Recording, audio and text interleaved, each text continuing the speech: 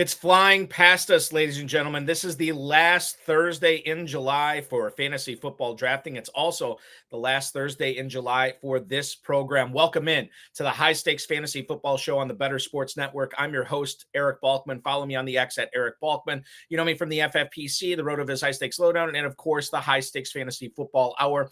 My guest tonight, a guy who needs no introduction, but I'm going to give him one anyway. You know him from the Ship Chasing show, Ship Chasing podcast that he does with Ben Gretsch and Peter Overzet. You follow him on the X at Pat Kerrane, and you subscribe to all of his data over at LendaryUpside.com. Please welcome onto the program, Mr. Pat Kerrane. Pat, thank you so much for joining us tonight.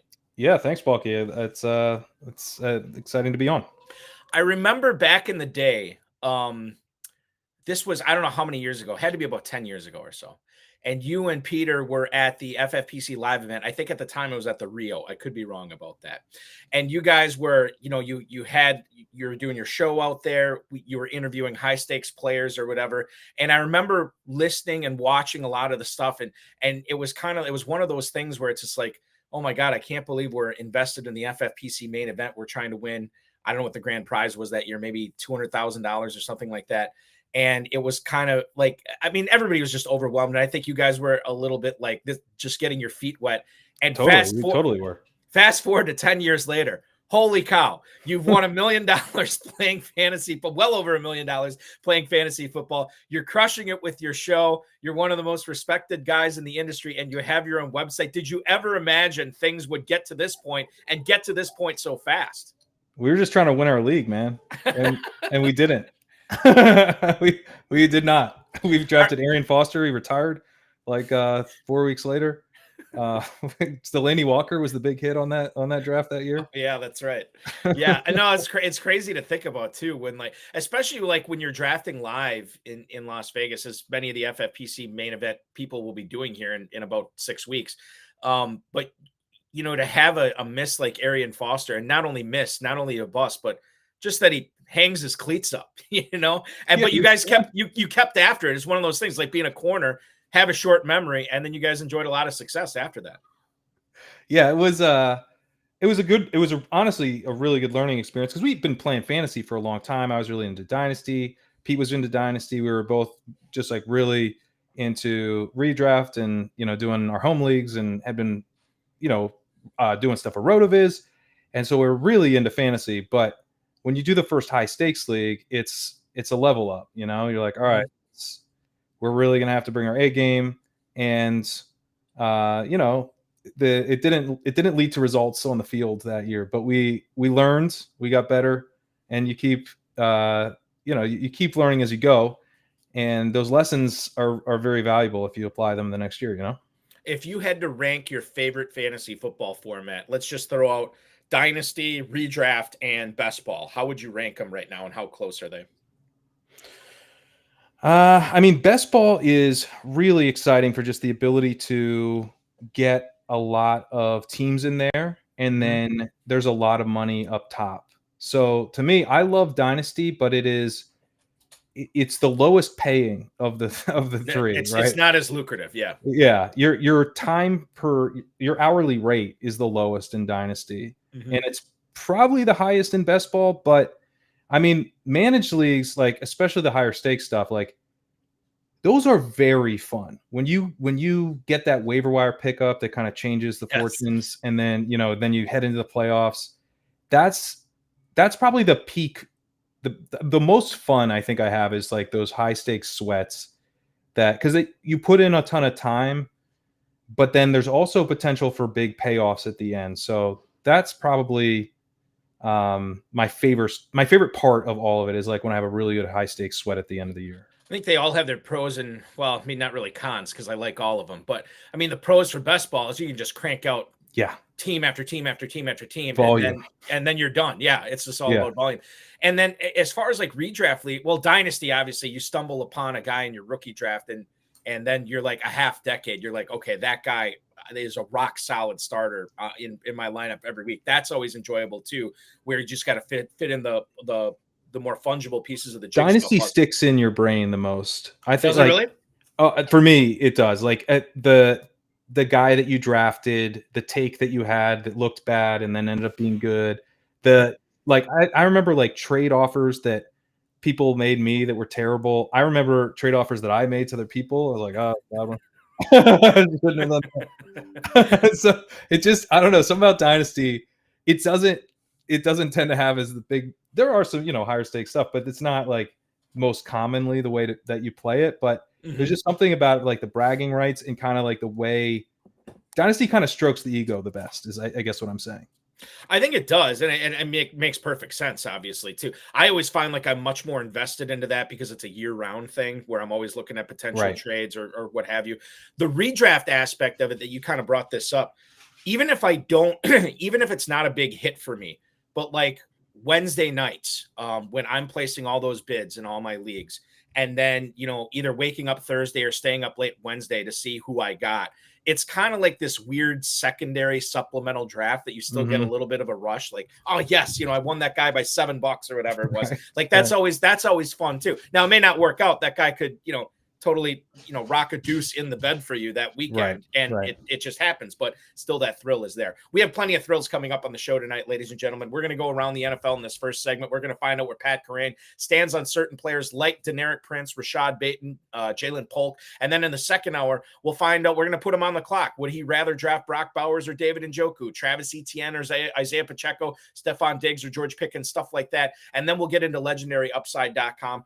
Drafting 201 essentially, and team building 201. We'll get into some best ball stuff, redraft, and just draft philosophy here in the final segment on the show. Our producer Matt Deutsch has been putting up on the screen the QR code for playing in either one of the FFPC best ball tournaments right now. $125 gets you eligible for that $300,000 grand prize in the FFPC best ball tournament. That's $100,000 more than we did last year. And then our Superflex best ball tournament used to be a $50,000 grand prize. It's now a $100,000 grand prize, just $35 to enter that. Scan the code or go to myffpc.com. And while you're there too, we have not only slow and live drafts for the best ball tournaments, we have slow and live drafts for the Fantasy Pros Championship right now, a $1 million grand prize. I think the next draft goes off in about an hour and a half or so. That there's still a few spots open in that, and we'll have drafts going all the way up until midnight tonight and pretty much every night going forward until the start of the season. $6 million prize pool. Sign up now, myffpc.com. And of course, if you sign up for that before or by midnight tonight and draft the team at midnight tonight or earlier, you're eligible for the weekday giveaway. We're giving away 3 Fantasy Pros Championship teams tomorrow, and you could be one of those lucky winners. You will be notified by email if you are one of them. All right, let's go around the NFL, Pat. I didn't really think about this guy being one of my favorite players to draft this year, but he's slowly turning into one, is Amari Cooper. He got a $5 million raise, $20 million left on his current deal, will now become guaranteed. Amari Cooper, a player who the last couple of years in FFPC, the main event, Fantasy Pros Championship, managed leagues, the last 2 years, he has outperformed his ADP. Will he do that again for a third straight year? I'm betting yes. Wide receiver 27 at the 503. I know he doesn't have Joe Flacco there, but I've talked to a lot of high-stakes players that I wouldn't say are high on Deshaun Watson, but definitely high enough on Watson that they think Cooper's going to have another big year. They do have Jameis Winston backing Watson up, so if things go awry or Watson, his shoulder's not right, they do have a guy who loves pumping the ball down the field. I'm really digging Amari Cooper on my teams in the early 5th round, which is where he's going right now. How have the Amari Cooper shares been or not been building up for you this season? So we were just on the clock. We're doing a slow main event right now. Me, Pete, and Ben. Just kind of kick off our ship chasing high stakes portfolio, and we were on the clock in the middle of the 5th with a need for a wide receiver. Wasn't like we didn't have to go receiver, but that was probably the preferred position. And we also had Patrick Mahomes available with Kelsey. We had Kelsey on the team, so that was kind of the decision point. We ended up taking Mahomes, but I kind of was like, why aren't we more excited about Cooper? He's coming off 2 back-to-back seasons of 2+ yards per route run, 2.21 yards per route run last year, which is a really strong number. Mm-hmm. You lose Flacco, but like you said, I mean, what if Watson is better than he's been? Cooper does face some additional target competition from Jerry Jeudy, and I think that's the part of it that makes me like a little nervous, but it's it's a type of profile that I don't know why I'm not getting a little bit more excited about, because he rates pretty well. He looks like a good value to me in the 5th, but I often find someone else to get more excited about, I guess is what happens. And we'll talk about some of these players going throughout the show tonight, but he's in this kind of glob with Zay Flowers. Well, yeah, I would say Zay Flowers, Stefon Diggs, George Pickens are all going anywhere from the 502 to the 503 in the Fantasy Pros Championship ADP right now, thanks to Fantasy Mojo for that ADP as well. So I get it that Cooper might not be your favorite there. I know there's a lot of Pickens people this year. I think Zay Flowers is being slept on a little bit as well, but we'll get into that. I do want to point out on Zay Flowers, Pat. Yeah, he's getting slept on. Yeah. I do want to point out a comment in the YouTube chat. Cullen Hoffman is watching us tonight on YouTube, and Cullen, not only is he from the greatest town in the world, Appleton, Wisconsin, where we both live currently, not Pat and I, but Cullen and I, he attributes you and your analysis last year as to a huge reason why he won so much money in the FFPC alone last year, well over $250,000. So a big shout out, a testimonial here, live on air from Cullen Hoffman from Congrats. Pat Kerrane. Yeah, that's amazing. Banner year for Cullen. He actually he finished, and Cullen, you can correct me if I'm wrong, but he was like number 2 in the best ball tournament and in our best ball tournament, and number 2 in our one of our playoff challenges to the same guy. So it was incredible the season that he had last year. Hopefully he can keep it up in 2024 as well. Keeping things with the Browns, Nick Chubb has been placed on the active PUP list. I was talking with, I can't remember who on this show a couple of weeks ago, but Pat, I don't know if you had a similar experience with Chubb. We saw the injury, how bad it was, and then I just kind of resigned myself that I'm never drafting this guy again. 1, because of the injury, 2, because of the age. He's going to be coming back healthy. If he ever came back healthy, I was just like, it's not worth it. The juice is not worth the squeeze. And then a lot of positive talk in the offseason, that it wasn't as bad as they thought. They didn't have to fix as much damage as they thought they were going to have to. And then we see the workout videos where he's squatting and doing all these other things. And then just quietly, I can't remember what it was a few weeks ago, the Browns said that he has no timetable to return. And that's just kind of caught me off guard. I'm like, no timetable. Everything's been positive about this guy. And now we're getting closer to the season. Training camp now underway. We don't have a timetable. The news has been quasi-positive about Nick Chubb. But, Pat, I look at where he's going, the 903, Tyjae Spears, Austin Eckler, Devin Singletary, Javonte Williams area. I'm still staying away. This is a price that I would much rather pay for a 17th round pick for Deontay Foreman. I'd much rather pay a 10th round pick for Jerome Ford. I can't get on board with Nick Chubb in the 9th round. How have you been handling him so far? Yeah, that's way too high in my opinion. I think kind of my baseline expectation for Chubb, given the severity of the injury, the timing of the injury, is that he was going to miss a bunch of games this year. And if he even then, would he be himself down the stretch was really the question that I had. Like, I was just assuming he was going to miss time.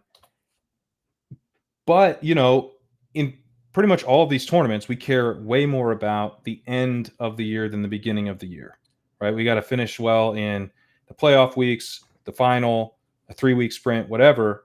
So having him come on down the stretch and be Nick Chubb again is appealing. I don't want to be completely out on that. So, sometimes you've seen him fall. If he falls far enough, then I become interested. But I don't, compared to Chase Brown, Javonte Williams, there's risk there, but there's also upside that you get a guy for the whole season who's producing. Yeah. I can't take Chubb that high. My read on Chubb is that people started to understand that this is a pretty bad injury, and then they got excited with how well his rehab's going. I think we should be excited about that, but not lose sight of the fact that the injury is still devastating and he's probably not going to play the whole season. So now I'm waiting for that news to kind of re-sink in. I want him, if he's placed on the PUP to start the season, which I would assume he is. Yep, he is. He's on the preseason PUP. Right. I apologize. Yeah. The PUP or the IR to start the year. So right. He's locked into missed games. I bet he really falls right after that happens. And that's when I would want to be drafting him, because I just assume that is going to that should already be priced in if if it causes panic, then at that point I want to scoop up some shares. Yeah, I think that's what I'm waiting for too. I mean, there's just I don't see the reason to take him at his current price when there's all those other running backs available. I will buy the dip, but I have to wait for the dip to happen. It hasn't happened yet. Has not happened yet. Josh Norris had this report that Carolina Panthers head coach Dave Canales said that the Panthers are going to be featuring Diontae Johnson this year. Quote, as we build our offense, we really try to feature someone. For us right now, where is Diontae Johnson yet? This is music to my ears, considering that I think he's been undervalued. I've gotten him in a lot of spots so far this season, and I feel like I've gotten good deals on him there. Over the last 5 seasons in Pittsburgh, just over 8 targets a game, over 77 games. He got 140 plus targets in 3 of those seasons. Now, Dave Canales will want to run the ball. I know they have Hubbard. I know they have Jonathan Brooks there. But you still do need to throw it. And Bryce Young is going to have the opportunity to throw it to a guy who's got really good separation skills. And he is a player that maybe isn't the game. He never really was a game breaker, but he is a guy that is, it's weird. I don't like volume guys for running backs, like just accumulators where their whole fantasy value depends upon them getting the rock 20 plus times a game. But for receivers, I love that. Like, I don't care. This is the whole Torrey Holt thing. Catch the ball 15 yards downfield and just fall down, right? I don't mind if you're a big Tyler Lockett guy. Yeah, totally. Always have been. Yeah, I got him on so many dynasty teams, it's insane. But like, I'm all about that. Like, as long as you're catching the ball, I don't mind that you don't have lid lifting ability. I don't mind if you're not a big play guy, because in fantasy and full PPR leagues, Diontae Johnson is the type of guy I want to get. Now, as far as where he's going in the Fantasy Pros Championship right now, Pat, wide receiver 34 at the 6'10". He has climbed a little bit. He's moved ahead of Ridley, Keenan Allen, and Rashee Rice. Still behind Godwin, McLaurin, and Marquise Brown. But this news on Diontae Johnson, I don't think this is coach speak. I think this is literally something that not only the Panthers are going to try to do, I think they're going to do it. I'm all in on Diontae Johnson here at the end of the 6th round. Yeah, I wasn't as excited about Johnson early in draft season, and I've come around because like Thielen was there. Thielen had a connection with Bryce Young. Mm-hmm. I was betting against Thielen last year, but he surprised me. He had more left in the tank than I thought. And Johnson kind of has a similar, like, kind of underneath target. He doesn't play out of the slot, but it's still like a similar kind of depth. Like, I don't know, like, is he going to be able to do the thing that he's always done, just earn a ton of targets?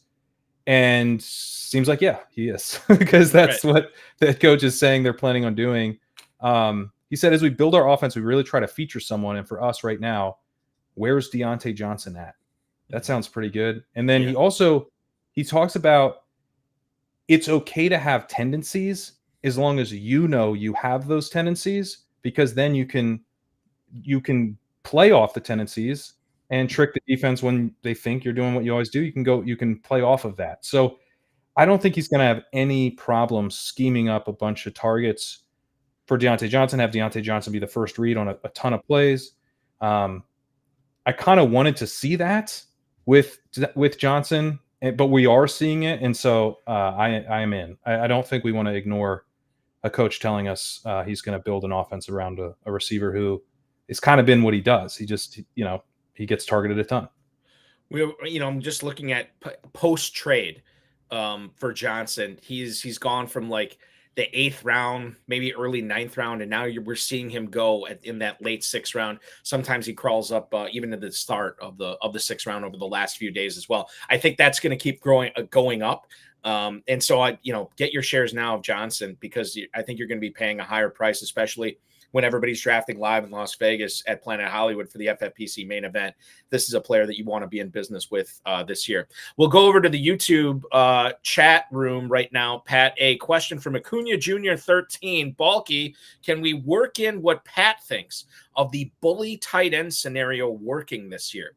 I've been covering the pros versus Joes competition over the last week or so, and we'll have more of those next week. Pat, are you drafting in that? I think you are, right? I'm drafting Monday, yeah. Monday, okay, that's right. Yeah, Monday you're drafting that. So what I've noticed and Dave Terpoli, one of my co-hosts, has said that he thinks as we get closer and closer to the start of the season, he thinks that bully tight end scenario is going to pop up with the 11 spot and the 12 spot. We saw Todd Burrows from Sharp Football Analysis take Laporta and Kelsey at the 112 and then the 201.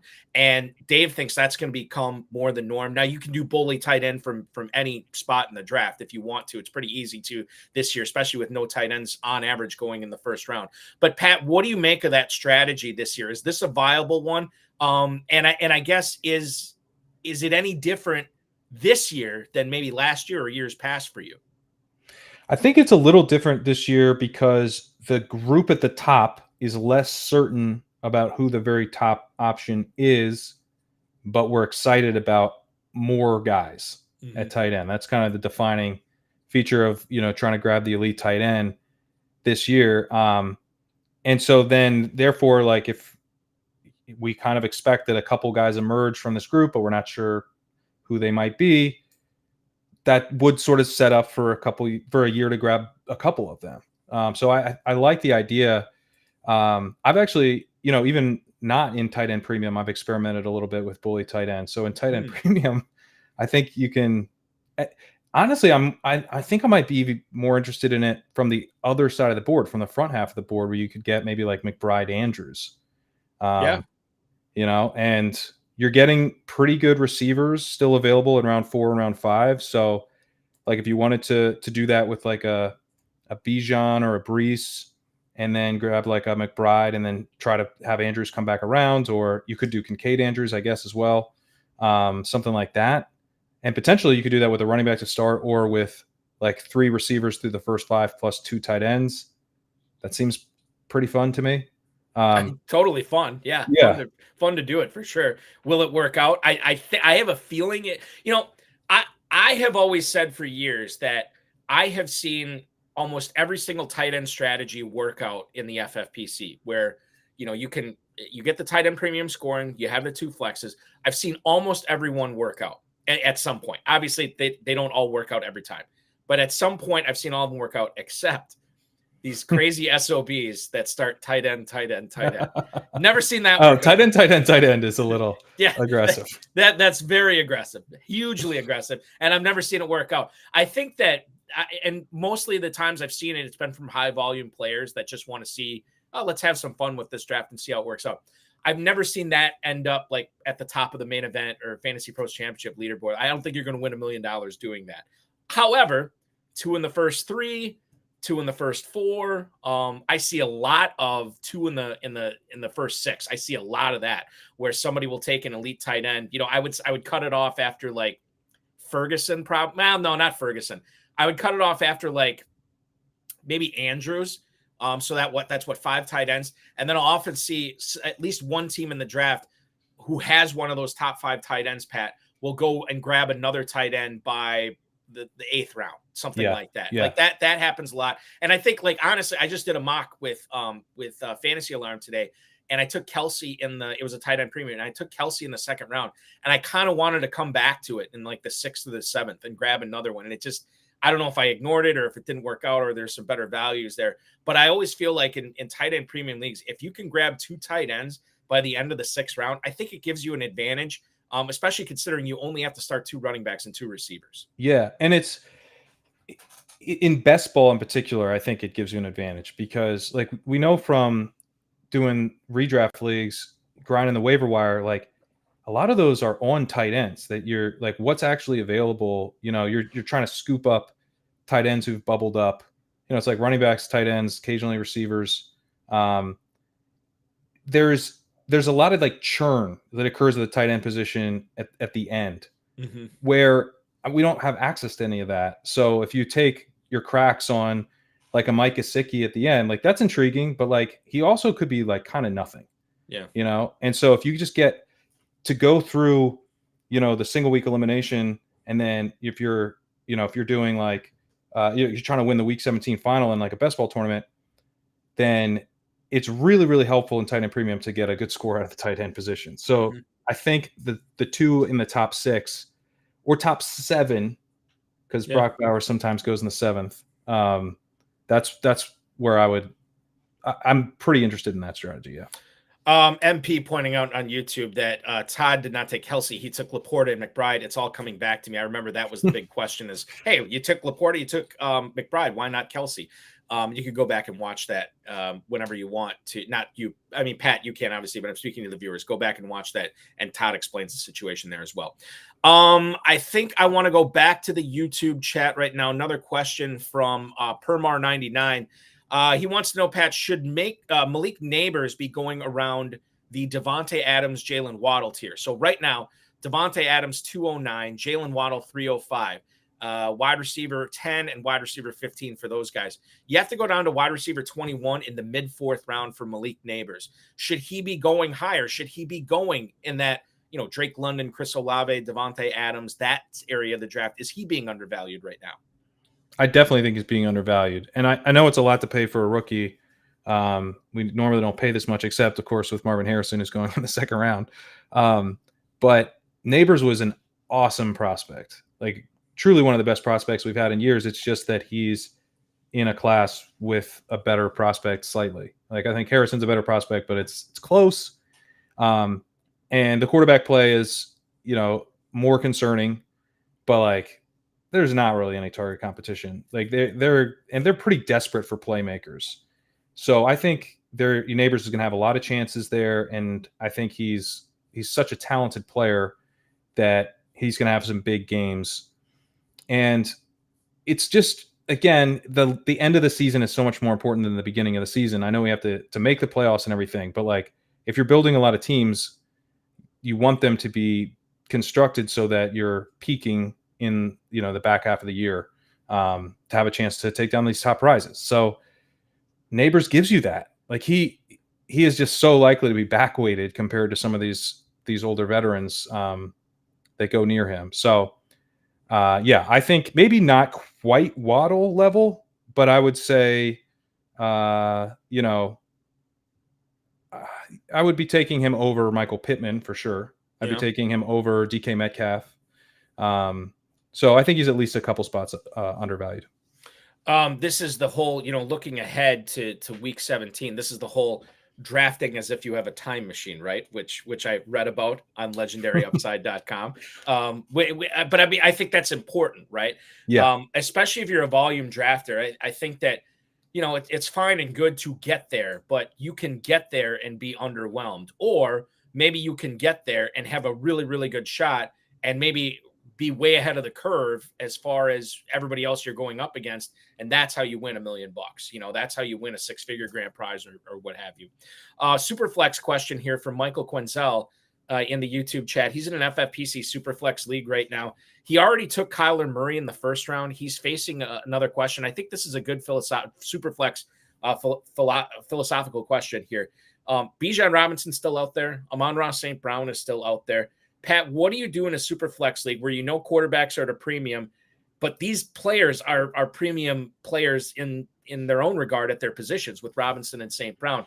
It kind of depends how many quarterbacks are off the board, and maybe that's how you answer this question here. But at 15, I think you got to kind of play the board a little bit. You got to play the draft. You do have to play the draft. I think my general goal in Superflex is to not get locked out at quarterback, but I don't necessarily want to be the strongest at quarterback either because they're so expensive. Mm-hmm. And then a lot of it comes down to like what the rest of the player pool is at quarterback. This is a pretty awesome year for late round quarterback. Like if you look at the end of the season, who has job security, you've got 2nd-year guys like in a Bryce Young and a Will Levis that are pretty locked in. They have to be so bad that you shouldn't have drafted them anyway for them to get benched at the end of the season. And then you've got a really strong rookie class. I love Drake May. Obviously Jaden Daniels is going to be more expensive, but Bo Nix is not expensive. And I think he probably starts week 1 and then they're going to leave him out there all year. And again, unless he's terrible, but you want to be in a position where the guy has to be like fine. And that's good enough to keep the job all year. And we get that with a number of cheap quarterbacks this season. And then you have your Bakers and, Genos, like these guys are pretty safe relative to their cost. So I would generally be trying to push it at quarter. Like if I have Kyler, I have a chance to grab one of the top players, I would lean towards that top skill position player as opposed to making sure I have quarterbacks buttoned up. And if you have the 15th overall pick of the draft, it means that you had the 10th overall pick, and that means you're not going to pick again until 310. And a lot of good quarterbacks could go off Yeah. the board by the Yeah. time it gets back to you. So I think you need to keep that in mind as well. That's true. Pat Kerrane from Legendary Upside and the Ship Chasing podcast. What do you refer to it as? As a show, a video cast? We call it a podcast usually, but it's kind of morphed into a YouTube show. Right, exactly. Yeah, it's more like a YouTube show at this point. He is one of the co-hosts there. You follow him on the X at Pat Kerrane.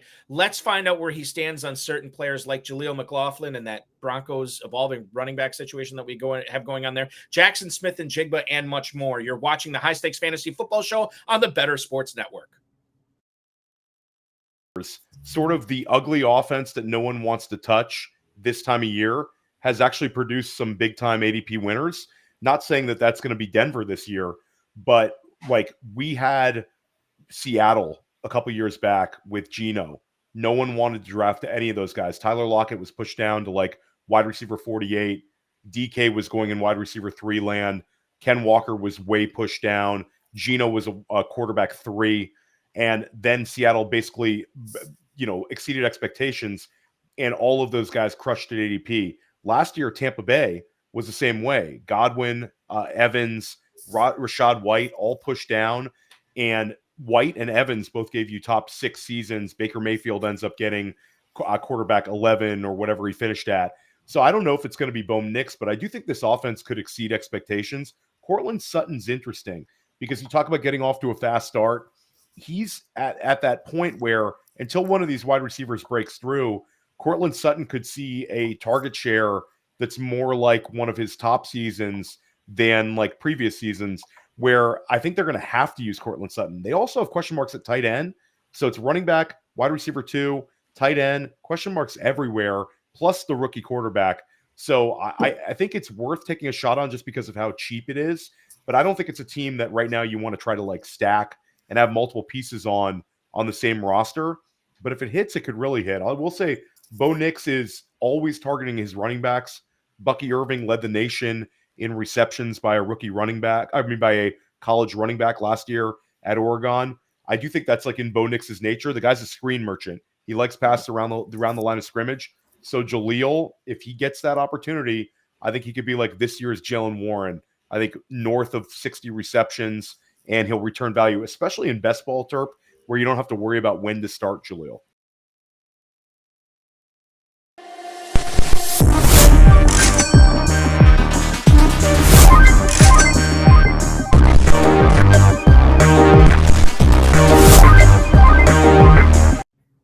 Welcome back to the High Stakes Fantasy Football Show on the Better Sports Network. I'm Eric Balkman from the FFPC. He is Pat Kerrane from Legendary Upside. Exciting stuff going on at the FFPC right now. Best Ball Tournament and the Superflex Best Ball Tournament. Enter for $125 or $35 respectively and take a shot at a $300,000 or $100,000 grand prize. Whether you want to draft in a slow draft or a live draft, they are all popping off, a ton of them each and every day. You won't be waiting long. myffpc.com, myffpc.com, or scan the QR code on your screen. We just heard Theo Greminger there from a previous clip of the HSFF show talking about the Denver Broncos offense. And Pat, this has been kind of a whirlwind thing over the last week or so. First, Javonte Williams was running with the 3s. Then we found out, I think it was either today or yesterday, he was running with the 1s. There has been a steady drumbeat. I remember even last year with high stakes players, a lot of the drafts that I'm facilitating out there, a lot of these drafts, especially at the $5,000 and $10,000 buy-in, it's a lot of the same guys, and they keep kind of one-upping themselves for different players every year. Where in the 9 a.m. draft, this guy went in the 10th round, and then in the noon draft, some guy took him in the 9th round, and then so on. And that was what happened with Jaleel McLaughlin last year, and I'm seeing it again this year, where McLaughlin is really climbing up boards. Now, if we look back to May, Nick Kosmider, I believe I'm pronouncing his name right. I apologize if I'm not, from The Athletic, who covers the team. This was already a situation where Sean Payton thought that Williams, Perine, McLaughlin, not to mention Blake Watson, it was going to be a dogfight at running back this year. And we're seeing just that. I mean, there were multiple reports from different Denver beat writers that said Javonte Williams was actually in a dogfight for a roster spot with Samaje Perine.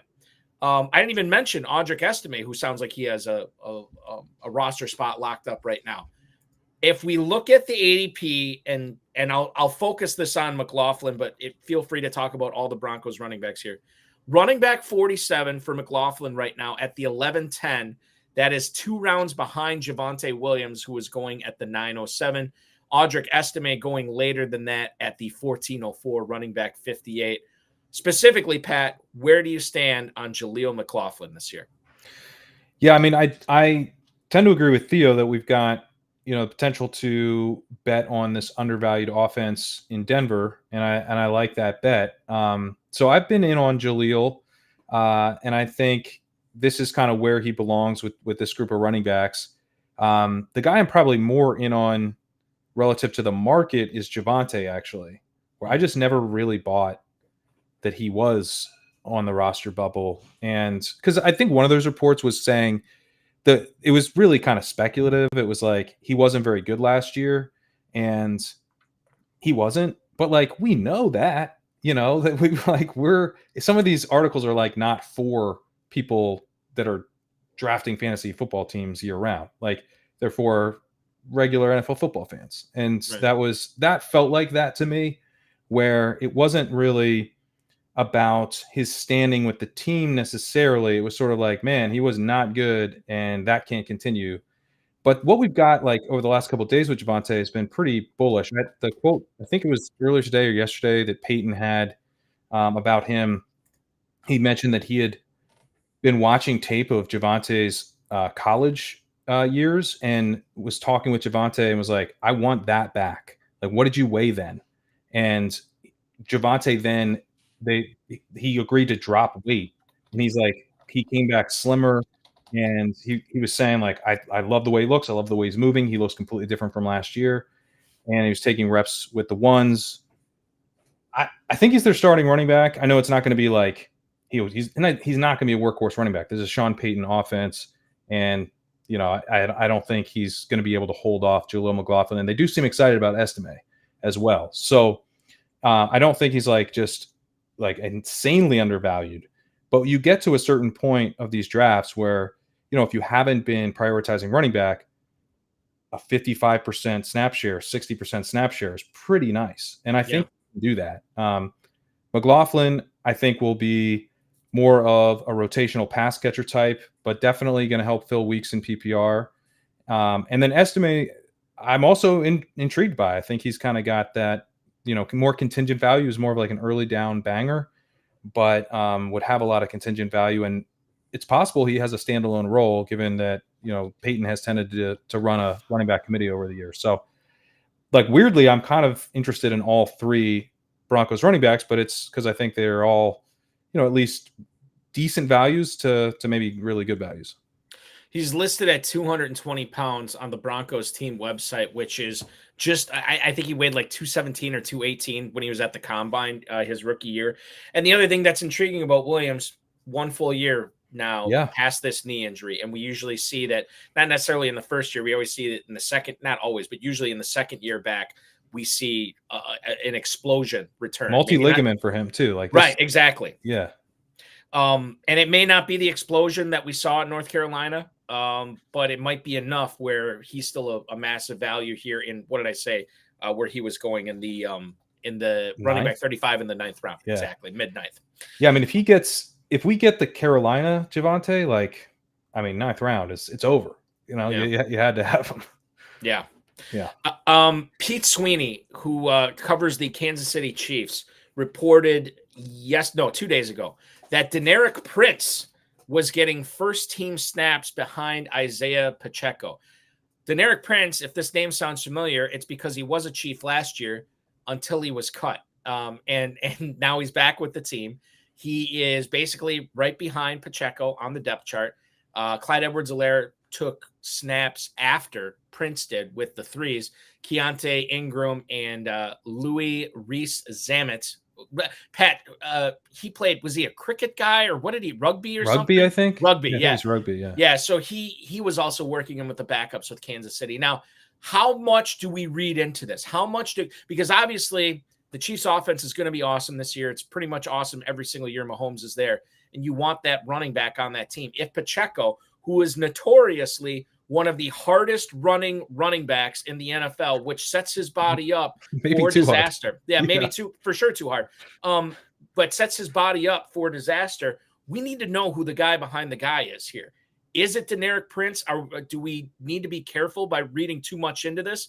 Or is this a guy like, hey, we should be taking a much higher? I think John Terry's in the YouTube chat right now. He took him he went in the 14th round of an FFPC main event draft last night. And this is after over the last 3 days in Fantasy Pros Championship drafts, he's going in like the 18th. So definitely there is a movement among high stakes players to get Deneric Prince on their rosters.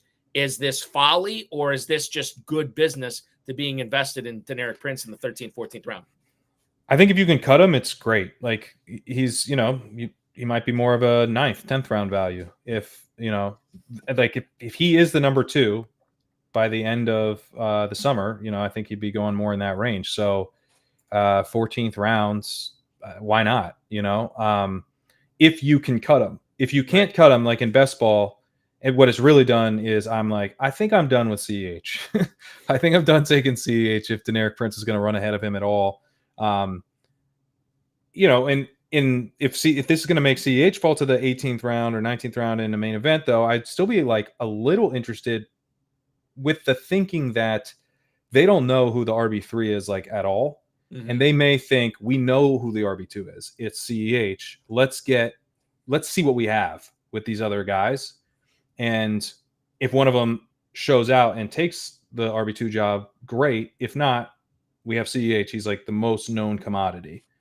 And so it could be kind of an audition, but it might be an audition for really the RB3 job ahead of all these other guys. So I wouldn't get like carried away with it, because I would say like my baseline expectation would be that it probably is still CEH as the RB2, but I just don't think CEH is very good. So, anyone else potentially being the RB2 is very exciting.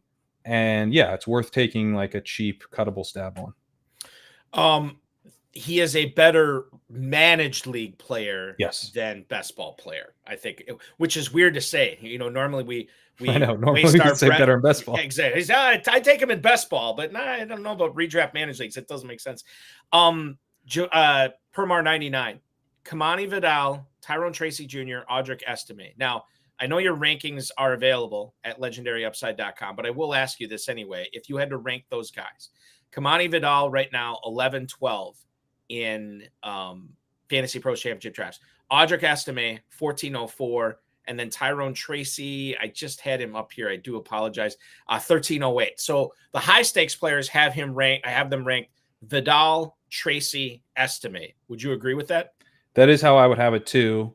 But I think it's like Vidal and then a break and then Tracy and Estime. And it would be more like, what do I need? Am I going for like, I'm hoping to get like a guy who can help be like a little bit of a PPR asset, probably more of a best ball pick in Tyrone Tracy, versus do I want to take a big swing and, hope that I bank like a starting running back? Maybe everything I said about Javonte is wrong and it's Estime actually. That's if I want to go for that upside, I think Estime has a lot more of it than Tracy. Because Tracy is a converted wide receiver. He's gonna be playing a lot on special teams. I think it would really take like a Singletary injury for him to have a big role. So outside of kind of a PPR scam receiving type role. But Vidal, I was like wondering if he existed for a minute because we just weren't hearing anything about him. But we got some good quotes from Greg Roman today about him, and there's been they've been positive on J.K. Dobbins with his recovery. Seems to be going better than I would have anticipated, which is great. But I was like, what does this mean for Vidal? Right. But there was some positive buzz.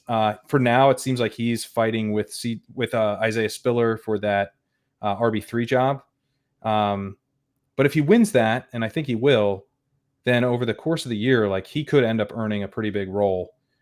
If he's really good, it might just be his backfield by the end of the season. Like this, it's a pretty low bar, for competition. So the upside that he gives you is, I think, a bit better than the other two.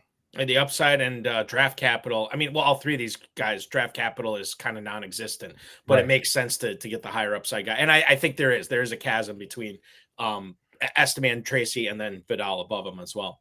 The Philadelphia Eagles. Let's talk about them here. Brandon Gouton from Bleeding Green covers the Eagles, obviously, says that Kenneth Gainwell has been getting some first-team reps in camp with Saquon Barkley. And obviously he's not going to leapfrog Saquon Barkley here or, be splitting time.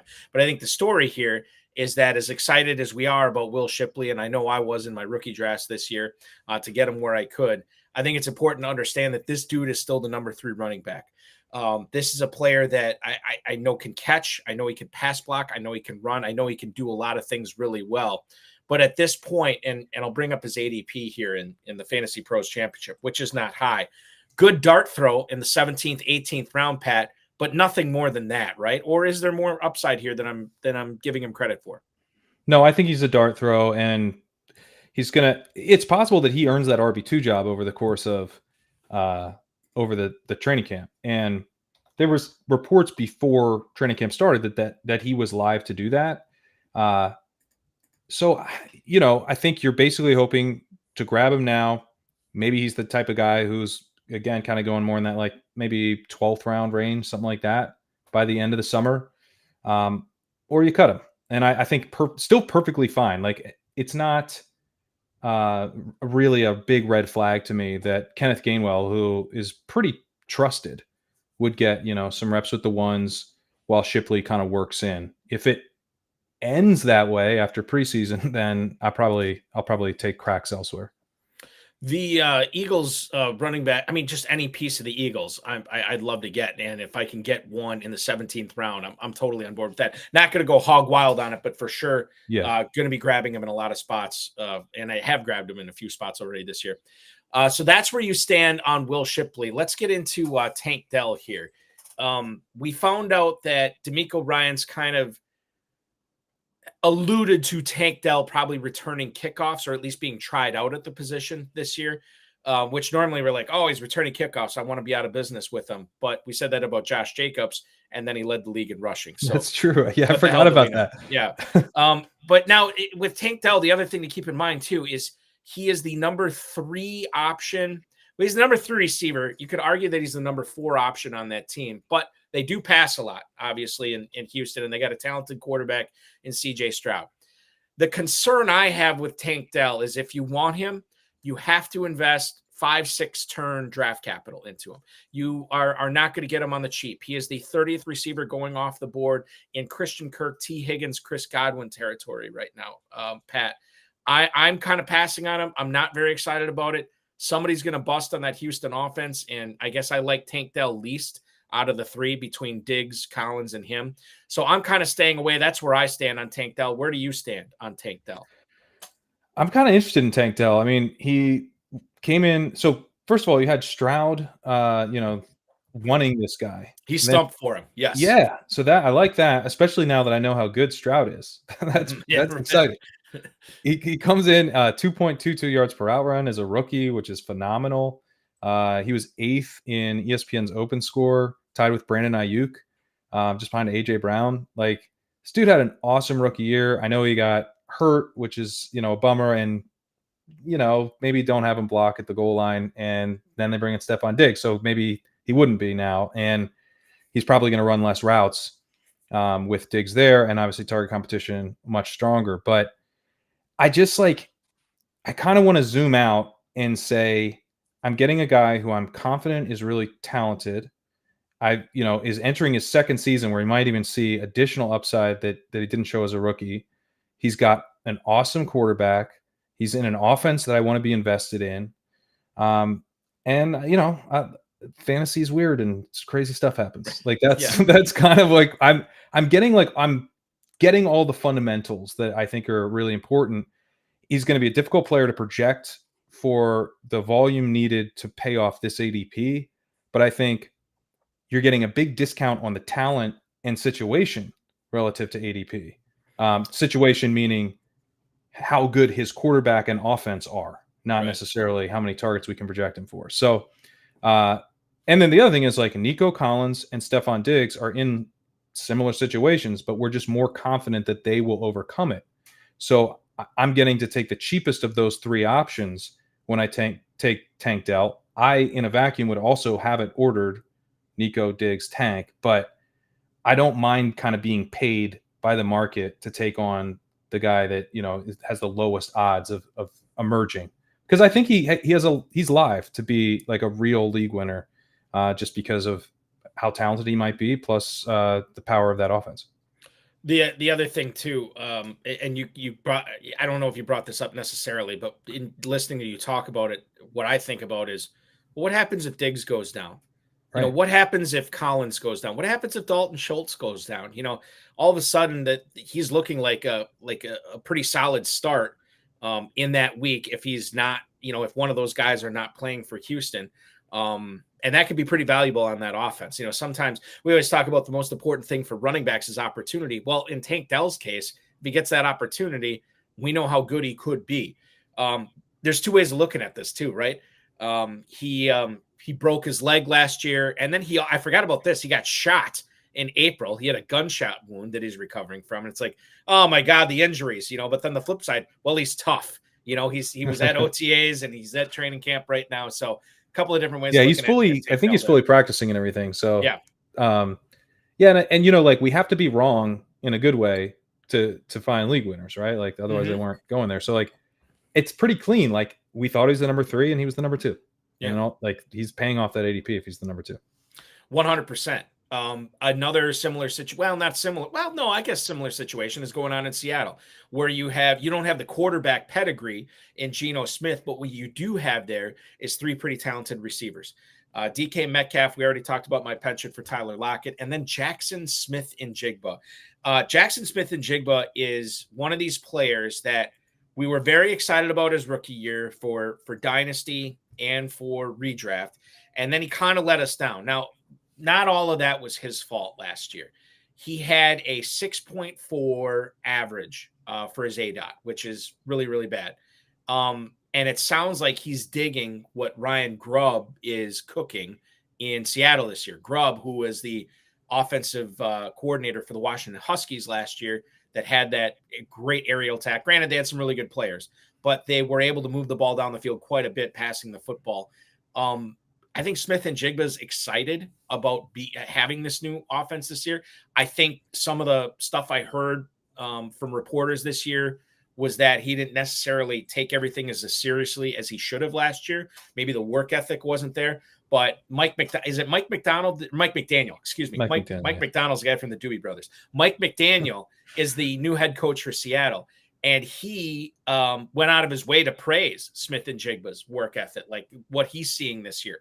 So, Pat, when we factor all these things in, we see Jackson Smith-Njigba going at the 804, wide receiver 42. I believe that is ahead of – I'm trying to find it right now. I believe that is ahead of Tyler Lockett, by about 3 rounds. He's behind Metcalf, obviously. But Smith-Njigba could take a big step forward this year, and he's only costing you an 8th-round pick. Where do you stand on JSN?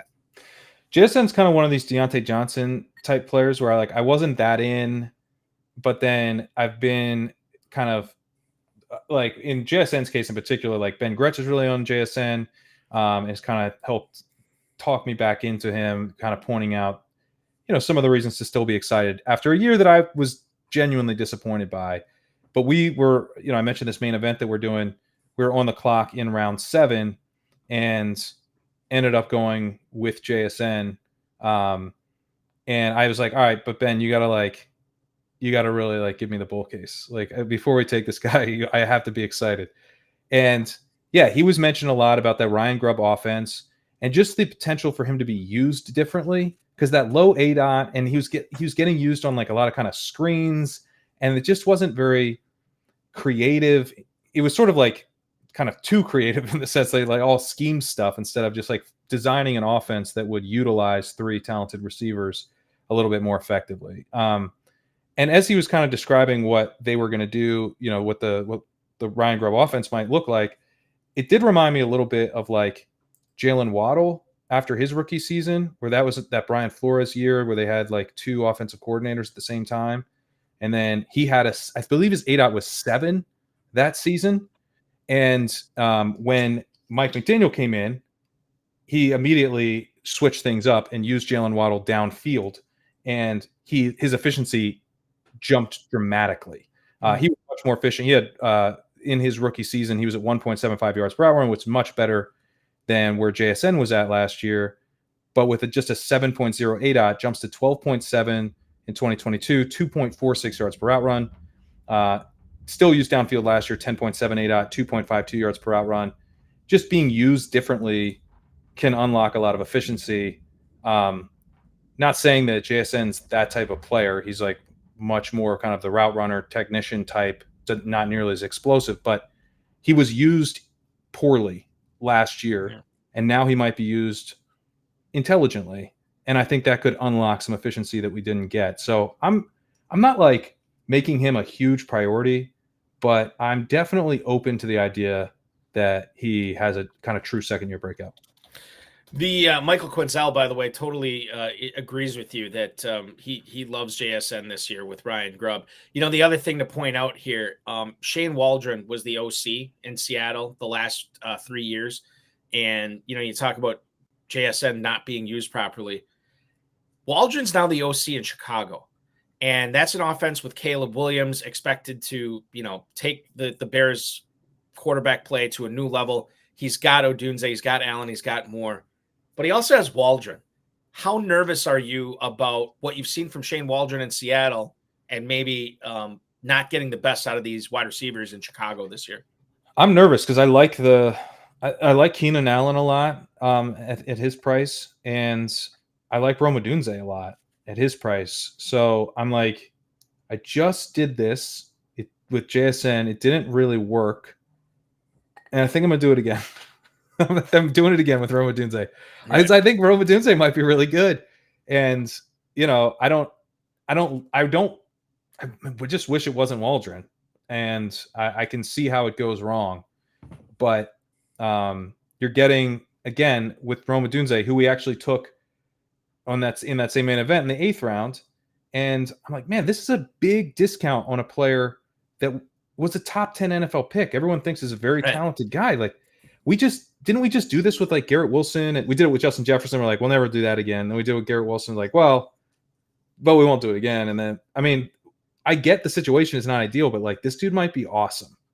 He might be truly awesome. So to get him in the 8th round, I'm just gonna do it. And I'm not even sure I'm confident it works, but I'm just gonna do it. Getting back to Seattle real quick, Rich, who's watching this on YouTube, said that Seattle was lowest in plays run last year.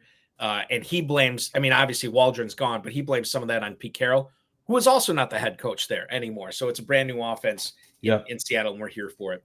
John Terry piping in the YouTube chat. He wants to know who your favorite late round quarterbacks are, Pat. I look at mine, and you define late round how you want to define late round, but I do like Kirk Cousins personally and Matthew Stafford in the 15th. I mean, if you miss out on some of these running quarterbacks early, or even if you don't, I love getting one of these guys in the 15th round or later. I think it's just weird to see these Falcons move up the board, but Kirk Cousins isn't, who is actually just cleared to practice today. So maybe he will move up a little bit. But I do like Aaron Rodgers quite a bit this year as well. Also a 17th round pick. And then you could get Will Levis in the 18th round. So for best ball, for redraft, I like all of those guys. Where do you stand on your favorite late round quarterbacks this year? I like Aaron Rodgers. That's a real good one. I am taking some Will Levis just as like a bet on the offensive volume increasing there. And, he's going to have better receivers as well. The guy that I kind of can't stop drafting, especially in best ball, is Drake May. This is the fantasy profile we want from a non true dual threat. Like he's not Jaden Daniels, but he does run a lot. He's a very willing scrambler. From a clean pocket, he was running a lot at UNC, which is a nice sign for us for fantasy. Like you're just deciding to run when you don't have to. That's awesome. I love that.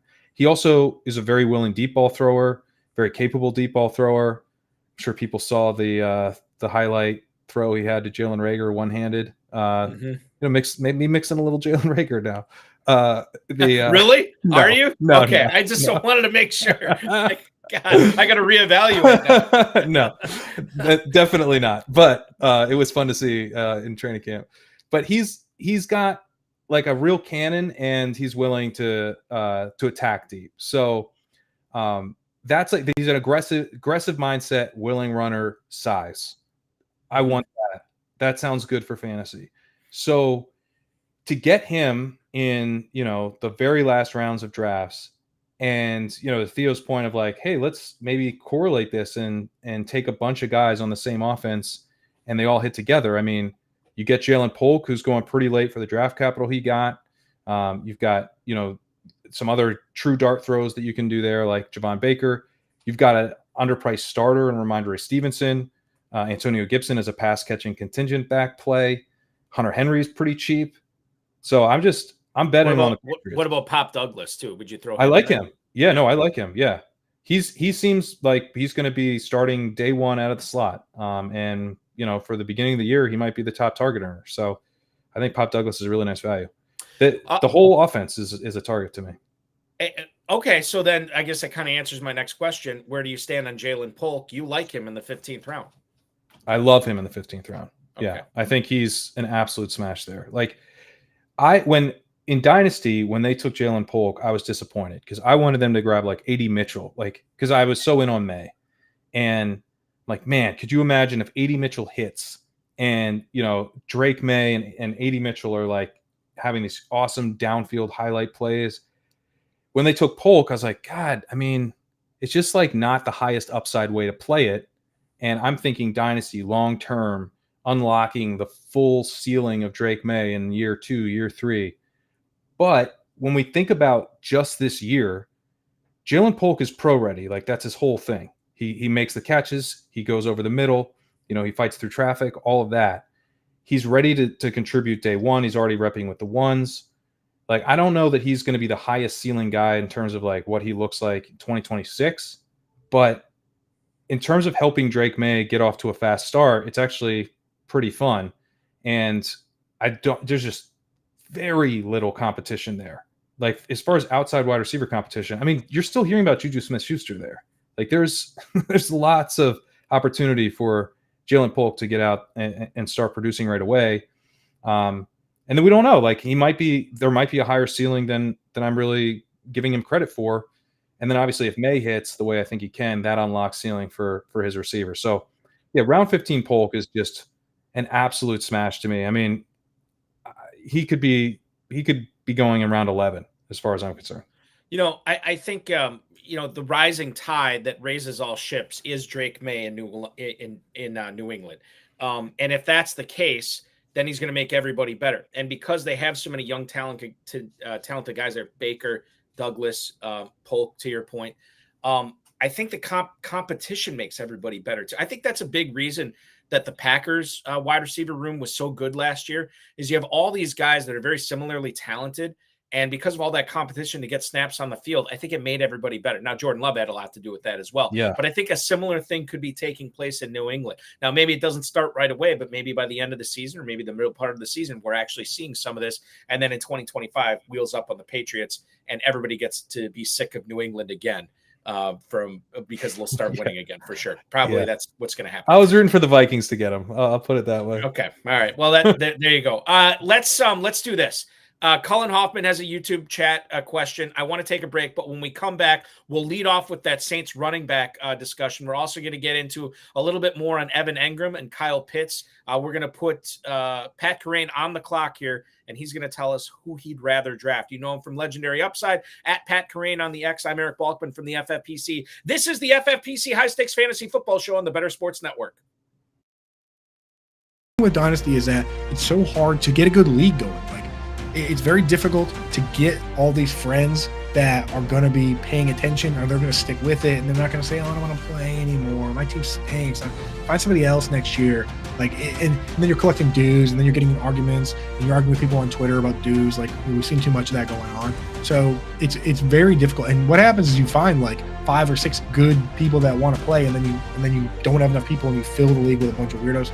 So what I like doing, honestly, at this stage is if I'm going to play Dynasty, I want to play on a nice, clean, serious, professional site, and I go to FFPC to play, right? FFPC has never had a league fold. Eric Balkman over there told me that. He's like, if somebody has to leave a league, we just fill it. So your option is you can go and do a startup, and like Jack said in the chat, you start it, and then you go and you figure out who you're going to take from the top down. And if you want to do like a long rebuild, or a long-term team, or if you want to try and win right away and get a bunch of vets, you can do that. Or you can adopt an orphan team, and with that you go out and somebody quit, and that's so much fun, because then you take their team and you have all these guys that you like, but then you have all of these guys that they had that you don't like, and that's actually way more fun, because then you can trade all those guys, and it's so much fun to trade. Like when I go to orphan teams, I used to say, I'm not going to take this team because all the players, I don't like them. I only want players I do like. But I've realized that it's actually more fun to take the teams that have a couple guys you really like and a couple guys that everyone else likes that you don't like, and then trade them. Like go and grab an orphan team like Gabe Davis and then trade into some Gabe Davis guy. So go do that now. Use you can use the QR code here or a link in the description, or go to myffpc.com. Just make sure you use promo code COOP when you get set up. They'll give you $25 when you deposit 35 or more. And that's another thing. When you make a league with your friends, Coop isn't giving you $25, right? You have to pay the full dues. This time you get a little discount. So yeah, go over there. And also for you maniacs out there, they do have high stakes leagues. So these leagues, if you want, you can go big time. I know some of the redraft leagues. We announced on this channel a redraft league that 10K buy-in. I'm not sure the dynasty ones go that high, but they go into the thousands. So if you want to take this real seriously and get crazy with it, do it. That's the place to do it. myffpc.com, promo code COOP, baby. Go get set up.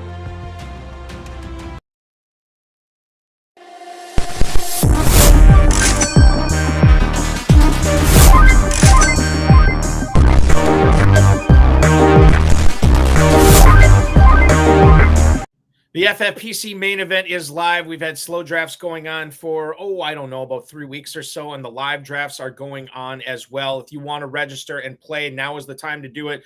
A $1 million grand prize at stake again for the third straight year. $1 million grand prize in a nearly $6 million prize pool. Take your shot now, myffpc.com. You can also choose to draft live in Las Vegas at Planet Hollywood, as we'll be out there prior to week 1 for the start of the season again. myffpc.com is where to go. You can also scan the QR code on the screen right now. And if you are a first-time FFPC player, you can get a $25 discount off your first team by using the code ALARM. That's ALARM. We're sounding the alarm because we are putting Pat Kerrane on the clock right now in a Would You Rather draft segment. To warm up for it, I think we should answer Cullen Hoffman's question. Cullen asked about, and I'm going to try to scroll back down here and see if I can find the exact wording of it, but it was, would love to hear Pat's thoughts on New Orleans running back 2 situation. Is Jamal now a last round flyer? And I could tell you, Pat, that is how FFPC players are treating the Saints Jamal Williams right now. He is going in the 20th round, on average the mid 20th round. There's not much there, I think, other than a dart throw, and even then things have to go your way. But for the top 2 running backs on this team, Kamara's 29. He's not happy with his contract. Kendre Miller was dealing with some injuries last year. I think Dennis Allen said he wants more consistency out of him, and Kendre Miller did flash. He's a guy I've been drafting a lot this year. What are your thoughts sort of just in general on the Saints backfield, even if we throw Jamal Williams into that as well?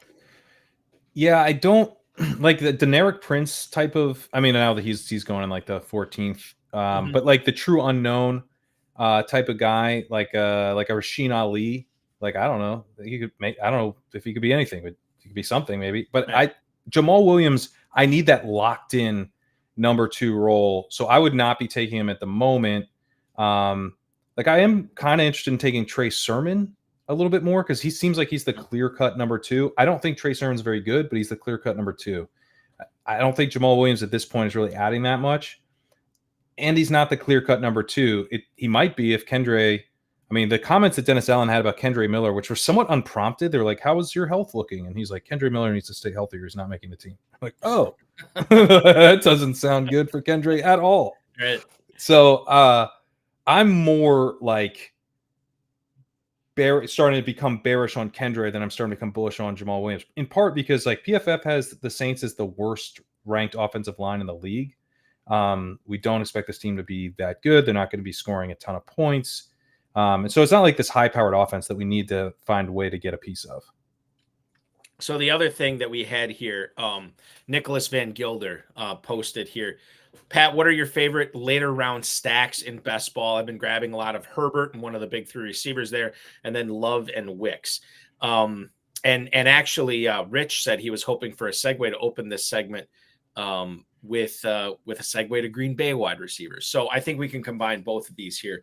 We obviously talked about the Patriot stack that you can do late with Drake May, Jalen Polk, what have you. Herbert, I think, is another interesting one with the Chargers because you can get those Chargers receivers semi-late as well. Maybe not McConkey, but the other guys, Palmer and Johnston, obviously. And then, Jordan Love, I don't necessarily think he's going that late anymore. Jordan Love right now, as I look at my ADP list here, he's going in the 9th round as quarterback 10. Wicks has been trending upward, obviously. Wicks is now going at that 12-13 turn, which is really high and too high for me, quite frankly, even though I like the player quite a bit. I agree. But other late round stacks that maybe we haven't talked about. You touched on Will Levis a little bit. Yeah, Will Levis is interesting. The guys that I like the most, I think, well, Herbert is just an awesome. I think he's a big-time target, and partly because you can set it up with Ladd McConkey. You can set up with that's probably the best way to set it up. Josh Palmer is, I think interesting, but not as exciting.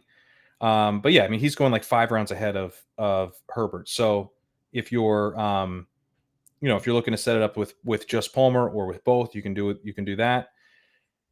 I would say, I mean, I think Jordan Love counts because you can get Wicks after him. And you can potentially get Luke Musgrave after him as well. So, a kind of backdoor double stack ish, an expensive backdoor stack in a sense.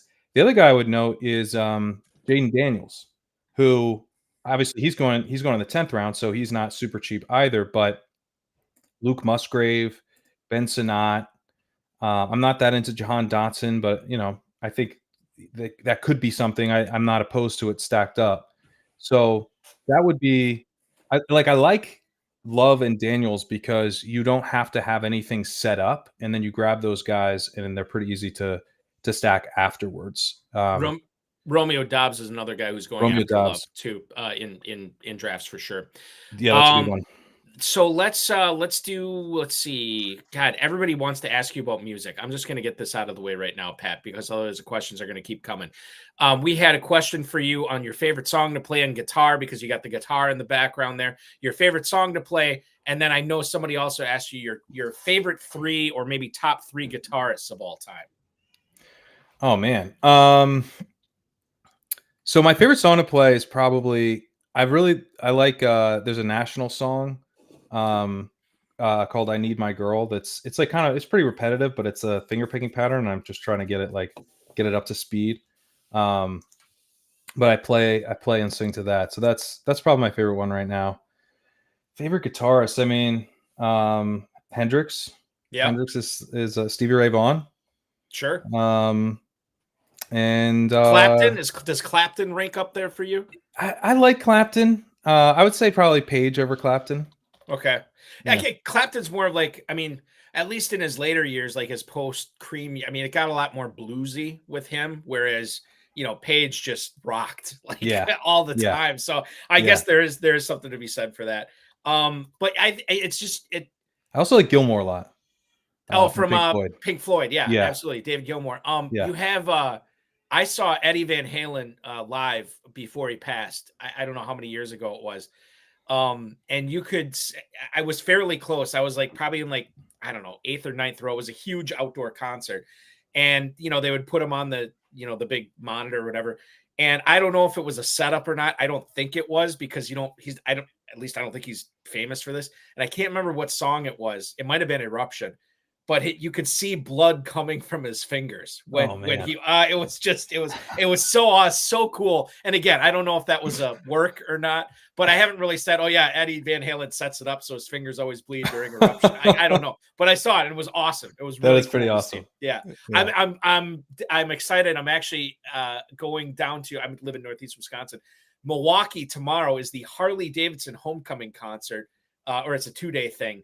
But Saturday night is Cypress Hill, The Offspring, and Red Hot Chili Peppers. Oh, nice. Hello, high school. So yeah, seriously. That's gonna be a really fun concert to go to. Okay, back to fantasy football here. I apologize for that. I don't know necessarily. We got a little time here. We probably won't get to all these, but if you want to go rapid fire on these, because I know we've talked about some of these players, would you rather draft Saquon Barkley or Jonathan Taylor? Both these players are going at the end of the first round in FFPC drafts right now. Jonathan Taylor for me. Jonathan Taylor over Barkley. Why? At this point, I think you're kind of betting on bounce back efficiency with both players, and there's strong cases, that with the situations being better for Barkley, the situation being much better for Taylor than like the last time we saw a big sample of Taylor. He didn't even really play with Richardson last year. And things have been kind of a disaster before Richardson, but I think I get youth with Taylor, and I honestly think his skill set is kind of like we're betting on probably like breakaway rushing, and I want the guy who I am more sure is at his like physical peak still for that. Where I'm pretty skeptical of like that Barkley gets a ton of receiving work. They just had DeAndre Swift and it didn't happen. I know it's a new OC and maybe that changes things, but it's also Hurts, and that's not really his game. I also think they keep doing the tush push. I do. Yeah. So I'm not like as excited about the touchdown upside with Barkley. I'm thinking basically like which one of these guys, who's going for like 20, 210 and 3. It's Taylor. It's just that game where they just went nuts because you couldn't stop them because the offensive efficiency. And yeah, I think it's still Taylor. Barkley playing in the better offense, but obviously Taylor maybe with a more opportunity for volume. And I don't want to say explosiveness because Barkley is still an explosive player, but I get what you're saying here with Taylor over Barkley, and they are going fairly close as well. Shifting to the tight ends, Pat, would you rather draft Evan Engram or would you rather draft Kyle Pitts? These guys are going at the 3-4 turn as tight end 6 and tight end 7 in FFPC drafts right now. I think this probably tells you a lot about a person, right? Evan Engram or Kyle Pitts in a tight end premium, you get that sweet target volume, just lock it in.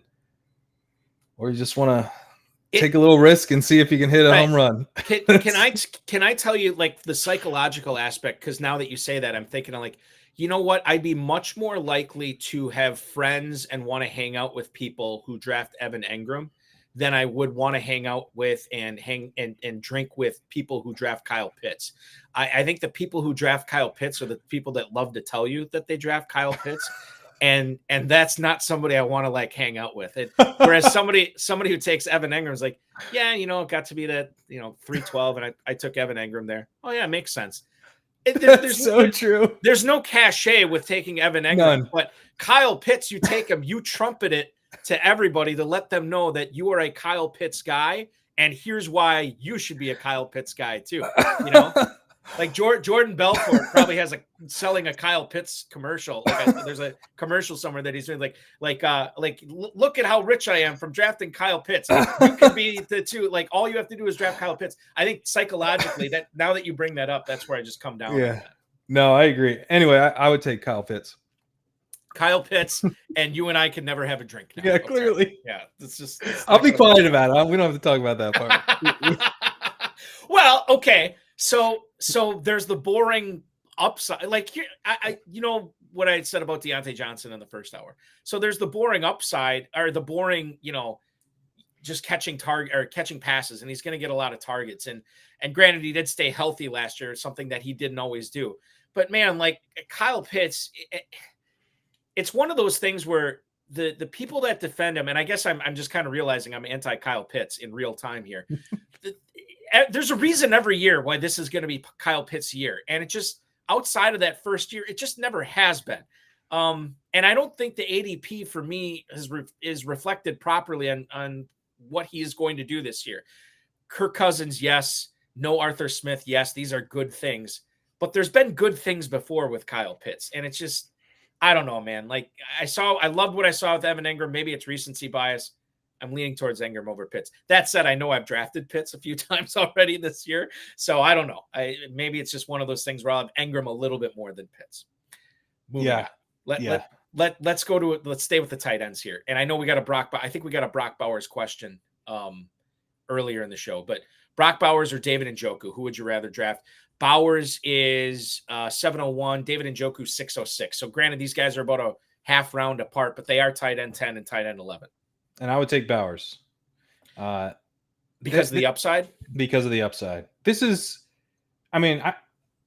Kyle Pitts was probably a slightly better tight end prospect because we didn't get athletic testing on Bowers, but he led like all of college football in yak for 3 straight years. So pretty sure he's athletic. Yeah. If we got that, I think we'd be calling him like the best tight end prospect ever. Well, some people already are saying that, even without that. Yeah, that's true. And I don't love the Raiders setup. I don't really want to be all that invested in the Raiders, but Antonio Pierce did do a pretty good job of like identifying the players who should be getting the ball a lot and making an effort to do that. So I don't think like there was some stuff of like, oh, we want our tight ends to block and everything. Like I think they're getting Bowers the ball. He's a playmaker. I don't really. He's just too good. Like I'm just not that concerned about that. But there's downside because the offense might just be really bad. But the thing that I keep coming back to with Bowers, Jacob Sanderson helped get me on this a little bit, is like, we're never getting this price again. Yeah. He's, in FFPC, if you want to take Bowers in the 7th round or the 6th, you better do it this year because it's never happening again. Kyle Pitts has had, 2 very disappointing years since he broke out as a rookie, and we're taking him in the 3rd round still. Yeah. So it's just like, this is the time. If you want Bowers at any point in his career without paying a ton for him, this is the time. The Njoku thing that has me worried, he was so good last year, but his best work was with Joe Flacco. It was not with Deshaun Watson. How do you think that is going to play out this year? Yeah, and Judy is there. And Judy, yep, exactly. He soaked up volume, and that's a little bit my concern with Engram too. Is like they added Brian Thomas, who's more of a downfield threat. They added Gabe Davis, more of a downfield threat. But you have Christian Kirk, who can kind of help soak up volume underneath. So like, does this offense need to be checking down as much to the tight end, or they were using him on like real shallow ADOT stuff? I don't know if maybe there's not as much volume for both these guys if the offense is working a little bit more like as designed. So like, we know they can be in those roles, and that gives them a lot of upside week to week. But over the course of the whole season, like, I don't know. I don't think either player is good enough to be like, for a team to be like, yes, this is how we want the offense to go. We want to be peppering David Njoku with targets. I think they would rather be getting the ball a little bit further downfield to Judy and Cooper. And that's another reason why Bowers is the better pick, right? Over Njoku, or the pick that you'd rather have over Njoku. Yeah, I think because talent-wise, I think Bowers, his yards after catch ability looks truly special. Yeah. And so which of these guys is more likely to be like a superstar at the position? It's just very clearly Bowers, because we kind of know what Njoku is. He's good, but he's not a superstar. I want to flip forward here and talk about running backs. Let's do this one. Zack Moss or Jaylen Warren. Moss has been, and maybe these guys are 2 players trending in different directions too. If we look at the ADP on them right now, Pat, we see Zack Moss running back 27 at the 7-11, Jaylen Warren running back 28 also at the 7-11. I don't think I'm going on a limb when I'm saying this. I don't think it's going to be very long before Warren has moved up a half round or maybe even a full round ahead of Zack Moss. Who would you rather draft? Even though I think I kind of know the answer. It's Jaylen Warren. Warren's my highest drafted player in best ball right now. I'm just really excited about his potential to pay off this ADP in a huge way. It's kind of like, if you get any kind of contingent value where he has this whole backfield to himself for like a few games, like I just feel like that it's over. How does he not absolutely smash if that happens? And even if it doesn't, he forced a split last year. I mean, I was drafting a ton of Jaylen Warren last year, and the pushback I was getting was like, it's Mike Tomlin. He's never gonna move off of this, first round guy. But Harris had not been very good, and Warren had really flashed as a rookie. He came in and he forced a split, which I think is a pretty big accomplishment given the context where they had, they spent a first round pick on Najee Harris, and this undrafted guy forced a split in his second season. I think he can become the lead back this year. It's very like Eckler, Melvin Gordon to me. We're getting the better running back. This guy is an explosive rusher. He's like 215 pounds. He's short, but he's not small. He's an awesome receiver. He's flashed for 2 years as a receiving back. The offense will probably be improved. I mean, it's a low bar, but it should be improved. There's 2 outs to, decent enough quarterback play to keep the offense moving. I'm not the biggest Arthur Smith fan, but he likes using the running backs. He loves running backs. That's what we can agree on for sure. Yeah. So, I like getting one of his running backs here pretty cheaply. Again, like as far as like talent for the price, Jaylen Warren, you're going to be hard pressed to find a better bet than Jaylen Warren. And then this is like kind of a JJ Zacharyson line of thinking, but like anytime where you can project a guy to be, a solid pick at ADP, and then there's significant contingent value on top, then like obviously that dude's a smash. And Jaylen Warren is right there. Like he's very projectable now with this shift to the running game. Like he is like half of the carries in Pittsburgh. Now some of them go to quarterback, but they're going to run like 500 times. And I'm getting that number from Arthur Smith. Right.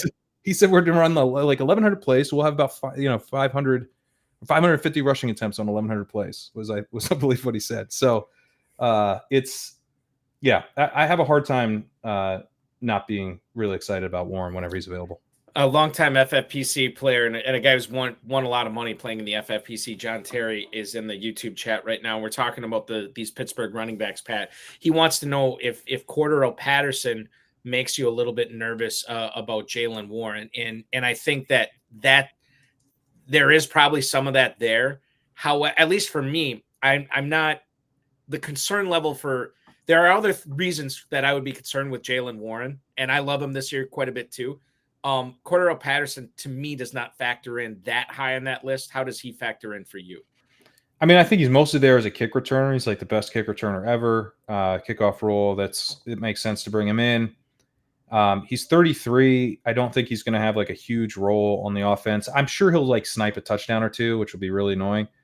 But I also think like Warren isn't a receiving back. He's just a back. So Patterson, coming in, getting a little bit of extra, receiving work or whatever, like I don't see that as a huge concern. They kind of don't have a wide receiver too. So like some of he could be like playing some out of the slot. Like it might be like more of a hybrid role than, a rotational running back role. So there are other ways to get Patterson on the field than for it to cost Jaylen Warren touches. The position I want to tackle next is, let's see, how are we doing on time? Let's do this. There's 2 I want to get to for sure. Let's skip ahead and we'll do Devon Achane or Derrick Henry. 2 very, very different running backs in appearance, and I think they're used in different ways on their own teams. However, what is similar about them is their ADP this year. Derrick Henry, 210, Devon Achane, 301, running back 7 and running back 9. Kyron Williams is the one in between them. But if I was to say Devon Achane or the King Derrick Henry, Pat, which one would you rather draft? Achane. Just so explosive last year. Going into his second season, I know there's some concerns about Achane's ability to stay healthy. I had Coach Peak Index on my podcast recently, and he was like, Mostert, aren't we concerned about Mostert's ability to stay healthy? That's he's an older back, had knee issues. He doesn't need to be getting workhorse touches to pay off in a huge way because he's that explosive. He also is kind of a traditional running back, though, in the sense that, like, he can run between the tackles. You don't have to. It's not just like designed stuff for Achane. So it's a little bit of a non-traditional kind of third round running back, and that I don't even think he doesn't really have a good chance of becoming a workhorse, which is kind of nuts if you're thinking about taking a guy like that in the third round. But he's such an efficient rusher and versatile as a receiver. So there's a couple different ways where he can pay off, in any given week. And he's on an offense that we want to be invested in. So yeah, just kind of another bet on talent play, bet on second year breakout, bet on talent. We weren't really talking about him, but you bring up the Mostert angle, and I just feel like we saw the best he's ever going to be last year. This is a player that for whatever reason was able to stay healthy last season. And I know the Dolphins just re-upped him on a new deal. But he's also not the youngest guy in the world. These are all reasons I kind of like Jaylen Wright this year. He's intriguing. And he's a player that, number one, he's a rookie, so we don't know what he's capable of, which is something I always like. It can be a hindrance sometimes, but 1108 as running back 46. I mean, you can get this guy as your running back 4, running back 5. And if Mostert were to go down, or God forbid, Devon Achane were to go down, Wright's going to factor into that offense, an offense that is built around speed, and just to change it up a little bit, more speed. Wright's going to fit right in. So yeah. And he's got a smart, at least I perceive a smart head coach who knows how to use him as well. The last one I want to get to here. Would you rather draft Stefon Diggs or George Pickens? We talked a lot about Tank Dell earlier. We have not touched on the Pittsburgh passing offense much. I know we talked about the running backs here, but when you look at these two players, Pat, in FFPC Fantasy Pros drafts right now, the ADP on Stefon Diggs currently sits at wide receiver 25, 502. George Pickens is right behind him, 502, wide receiver 26. Who would you rather draft, Diggs or Pickens? Diggs, kind of the same arguments I made for Tank Dell, but he's a bit more expensive. It's an offense I want to be invested in. I still think Diggs is very good. I think Pickens is good too, but I want to play the Arthur Smith offense through the backfields, and I kind of just want to be invested in the Texans. I mean, I think Mixon is a fine draft pick too, but someone is going to disappoint from the Texans. Yep. But I also think someone is going to be a smash on the Texans. So I'm kind of just taking my medicine there a little bit. Okay. Dalton Schultz, he could smash. He's the least likely to smash, I think, because they're talking up Brevin Jordan a little bit. Yeah, and I've noticed that too. Yeah. With the target competition, I don't want any, like, if his routes scale back at all, I think it really hurts because of how good the wide receivers are. But yeah, I mean, I do take Schultz a little bit in best ball, but he's but only stacked really. The conversation with Pat Kerrane from Legendary Upside will roll on after this. Pat will be drafting in the Pros versus Joes competition on Monday night. We'll get his insight into that, as well as telling you a little bit about what Legendary Upside is all about, how it got started, and why you need to be involved with it. Pat Kerrane from Legendary Upside Ship Chasing. I'm Eric Balkman from the FFPC. Final segment of the show coming up right after this. The Bears have to be one of the most inept franchises of any sport I've ever seen in my entire life. And they share the city with the White Sox, who are also inept. Like, that is how bad the Bears are. I just don't understand how you can go your entire existence and the quarterback that wins you a Super Bowl is Jim McMahon. You couldn't find anybody else. They don't have a good history with quarterbacks, and they let him be the quarterback for a long time, too. Deshaun Watson and Patrick Mahomes right there. Mm-hmm. And you drafted Mitch Trubisky. They were right there. I there's a lot of pain in being a Falcons fan. The Bears are one of the teams I could argue they might have it worse, and they have a Super Bowl. And when the best quarterback in the past 50 years is Jay Cutler, you have a problem.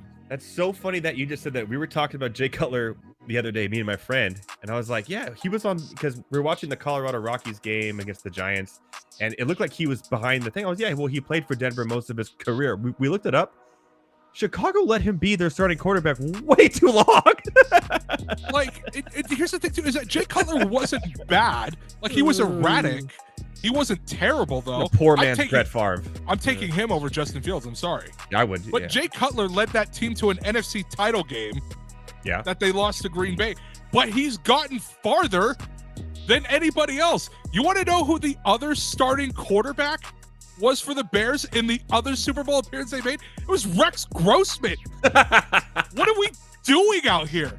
It was Rex Grossman and Kyle Orton was the backup. How are you that bad? Bro, oh my God. Listen to the top 5. According to Football Reference, the top 5 greatest Bears quarterbacks of all time. Jay Cutler, number 1. I can't believe it. Sid Luckman, who last played in 1950, is number 2. Jim Harbaugh is number 3. Jim McMahon, the Super Bowl winner, is number 4, and he played there for 6 years. And Mitch Trubisky, no way, is number 5 on the list as terms of passing yards go.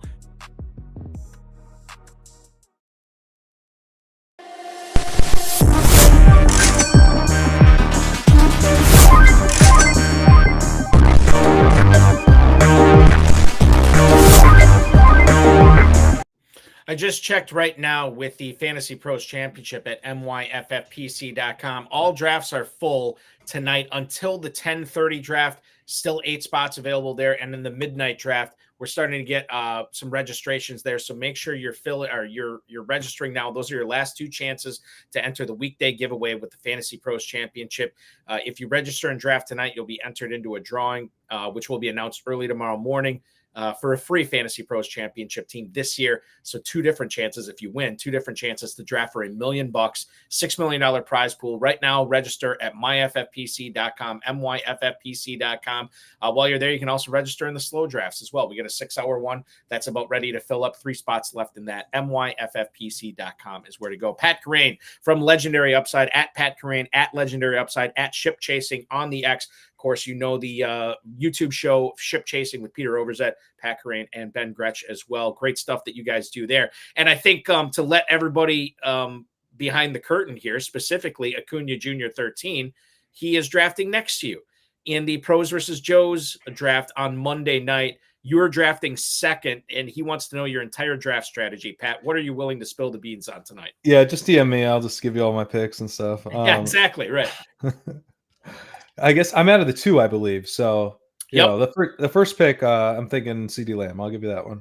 I'll give you that one for free. And if Lamb goes number 1, McCaffrey? McCaffrey, yeah. Okay, so there you go. Hopefully that will help you out. Acuna Jr. 13. So let's figure this out here. 2 years ago, 3 years ago, I was probably longer than that. But there was a piece you wrote talking about legendary upside for early round running backs, right? Yeah, and 2021. 2021. Okay, so 3 years ago. So and that spawned into not only a larger piece of the fantasy industry, but it spawned a very personal way to play fantasy football, and that you're letting everybody behind the curtain on. Number 1, tell us about the piece that you wrote, and number 2, how did the actual Legendary Upside website come about? Yeah. So the idea of the Legendary Upside concept is that because I like drafting a lot of wide receivers early. I think, you know, you want to, especially like on a PPR site, you want to be dominating the flex at the wide receiver position. That's generally the way I like to build teams, where I have really strong teams with wide receivers. But, you know, I also like to draft running backs early. I just was kind of looking into, like, you know, the bust rates for early round running backs, and kind of, you know, I was basically kind of looking at the historical results and kind of uncovering, like, yeah, it really is driven by these guys who have these massive seasons. Like, the point of taking one of these guys is that you're really hoping to hit on the Christian McCaffrey type of year, you know, the year that really changes the fantasy football landscape. And I, in the article, was trying to see if I could come up with, you know, the some ways to find these guys. Receptions are really, really important. I'd set a path to 4+ receptions per game is one of the most important things. You want guys that are going to be scoring a lot of touchdowns. So, goal line work is absolutely huge. One of the things that I thought was really interesting is that if you're betting, if part of your thesis for a guy is that he's going to see a lot more receiving work, he should be a year 2 player. It doesn't really happen a lot outside of that. And we say that it's going to happen a lot, pretty frequently. So the year 2 guys, and then the other kind of big thing that two big things. One, these backs tend to be a lot younger than you would think. So even just outside of the year 2, example, anyone 26 or older, it got much more difficult. And the guys that am taking 26 and older, it's like the McCaffreys of the world. Like, I know you have the receiving profile is the easiest way to do this. You're going to score a bunch of touchdowns. You're on the 49ers. Like, you have the perfect fantasy profile and you're a little older. Okay, I'm not going to worry about that. But if I have other questions about your profile and you're older, then it's much more difficult to see it actually coming to fruition. And then the second thing is that it's really, really difficult to put together one of these seasons, which I define as 23+ PPR points per game on volume alone. It has to be a talent-based play on some level. So I think that kind of is why you see the young players really being the ones who have these kind of earth-shattering seasons, is because you need to have those breakaway runs. You need to be kind of in your real prime. So every year I write an article where the premise is I basically travel to the future and I see how these seasons play out. And I describe exactly, all of these early round running backs, what their legendary seasons look like. I also describe a season that's like not a total bust, but kind of you wish you didn't take them. I call a silent killer scenario. So I'll be doing that again this year on Legendary Upside. After I won Best Ball Mania, I started Legendary Upside, left Roto World after the 2022 season. So last March 2023, I launched Legendary Upside, named after this article series that I started. And it's been going really, really good. That's where all of my content currently lives, including best ball rankings, FFPC best ball rankings, and all my written content. What was the impetus to start your own website? Was it just like a freeing thing that you could, be your own boss and you could do everything on your schedule and you could produce the content that you wanted? Like, why? I mean, what was the reason for the change? Obviously, you came into some money, so that helped out with getting the website and everything going. But I mean, was it those factors? Was it something else? Yeah, I mean, the flexibility is probably the biggest thing, just to be able to like do the things that I'm excited about doing. And kind of, like I didn't plan. In fairness to Roto World, I had a lot of flexibility in terms of what I wrote about. But I'm the type of, writer where I don't necessarily know what I'm going to write about in a given summer. And I just kind of like I wrote this year, if you're curious, check it out. It's a free article on the site. It's an article about kind of like trying to build a best ball portfolio basically. And you do want to take stands, but you also want to mix up your teams and not just draft the same team over and over. But it's a very extended metaphor about a tree that was found in a jungle ravine in Central America in the 70s. So, that's I got to check this out to see you got from point A to point B on this one, or maybe it's point A to point like L or point F. It took a few points. Yeah, it wasn't a simple A to B. But now was this the one where you're talking about diversifying teams rather than diversifying players? That's it. It was built on an article that Sacrilegious wrote, who helps me out on the site. He had this concept of diversifying teams, not diversifying players, and my article built on his article. Okay, all right. Where it's basically like if you have, let's say you have your guy, your absolute number one guy this year, you want to build a variety of teams around that stand as opposed to just kind of falling victim to your own preferences repeatedly pairing that guy with the same guys over and over until you kind of have a bunch of the similar teams where like what you'd really want to do is, create an array of teams with this one singular stand. So that's where the log that I was describing became, this is a true story. This dude found a tree in the Central American rainforest that had been felled like 10 years earlier, and it turned out to be the rarest tonewood on Earth. And it's like a genetic defect that the tree had. So it's not happening again. So it's like one of a kind mahogany tree that was absolutely massive. You can still get guitars made with it today. There's still wood left from it. It's called The Tree. And yeah, so I wrote name. Yeah, exactly. Anyway, so I wrote, an article about that. I think I probably could have done that on Roto World, but it's nice to have the flexibility to kind of just like, yeah, I'm gonna do this. I'm gonna write about this, and I think people enjoy it, and so therefore I will do it. And I don't have to blurb, which is also a nice. Right, yeah, I would imagine that's sort of like people draft all these managed teams. High stakes players, they love drafting, but the whole waiver process and putting submitting your bids Wednesday night. I get the feeling like that chore is similar to writing blurbs for a fantasy content website. Everybody wants the dessert of producing your own content, but you got to eat the vegetables of producing blurbs, right? And I think that kind of turns a lot of people off from it. It leveled me up though for doing the blurbs. Definitely leveled up my game. Oh, I would. Yeah, the more you do of something, the better you're going to be at it for sure. Yeah. John Terry pointed out in the YouTube chat, talking about your big win, your big $1 million win. It was $1 million, right? Or was it $2 million? $2 million. Sorry. I was only off by $1 million. Pat, when you drafted that team started off running back, did. Right? Yeah. And now, did either of those running backs meet the legendary upside criteria? Both did. Both were targets in my article. And I didn't do a ton of running back that year. And if people remember, zero running back was kind of the dominant strategy that year because Justin Jefferson went nuts and powered all these teams to the finals. But the way ADP worked out that year, you couldn't have Justin Jefferson and Austin Eckler together. They both went first round every time.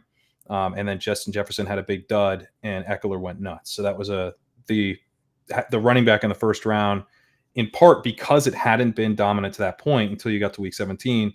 And then the receiver that everybody had his worst game of the entire season was a big part of me being able to vault to the top. Who was the other running back besides Eckler? Barkley, that's right. Okay. Yep. All right. So Barkley and Eckler that year both fit your criteria. You don't have to give away the farm here. But this year, 2024, how many running backs meet the legendary upside criteria? Well, I think one thing I'll say is that the guys at the very top, I think, are all really good bets. So Breece Hall, McCaffrey are probably my two favorites from a legendary upside perspective of what they've done in the league so far. I think, McCaffrey's special, but Breece Hall in terms of like the rushing breakaway ability, in addition to kind of shockingly good receiving ability. I mean, he could be the best running back in the league this year. And, to get him in like the middle of the first, pretty exciting to me. As RB3, like, yes, I'm in. Gibbs is a little bit more of a projection where, you're requiring him to have more of a goal line role than he did last year and probably will this year. So in some ways, I think he's like a little bit more of like a safe bet because you're betting on talent, you're betting on youth, you're betting on receiving ability, but it's going to be a little bit more of a struggle for him to get to that like true legendary upside. But I still do like Gibbs. Bijan, you're betting a little bit more on the prospect profile, but I certainly see it. You don't have to squint too hard to get there. It's after those guys that I start to worry a bit about like the legendary upside. Like even Jonathan Taylor, who I talked about like liking somewhat, I don't know that he has like the true legendary upside where he's going to catch enough receptions. He needs to get back to, because he kind of barely did it a few years ago, and I believe his second season. He like didn't technically meet it, but he was like the dude you wanted. So, we'll credit him with the legendary season that year, but he's got to get back to that kind of efficiency, like league leading kind of peak Nick Chubb as a rusher efficiency, which he certainly can, but it's a thinner path because he doesn't have the receiving to help back it up.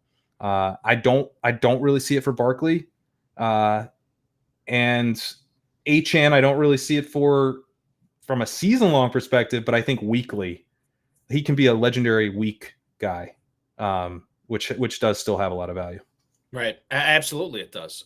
Taylor that year, 2021, 1,800 rushing yards, 18 touchdowns. He also had 40 catches for 360 yards, another 2 touchdowns through the air as well. So that we'll take that was the big one. Yeah, absolutely. Yeah, for sure. Absolutely.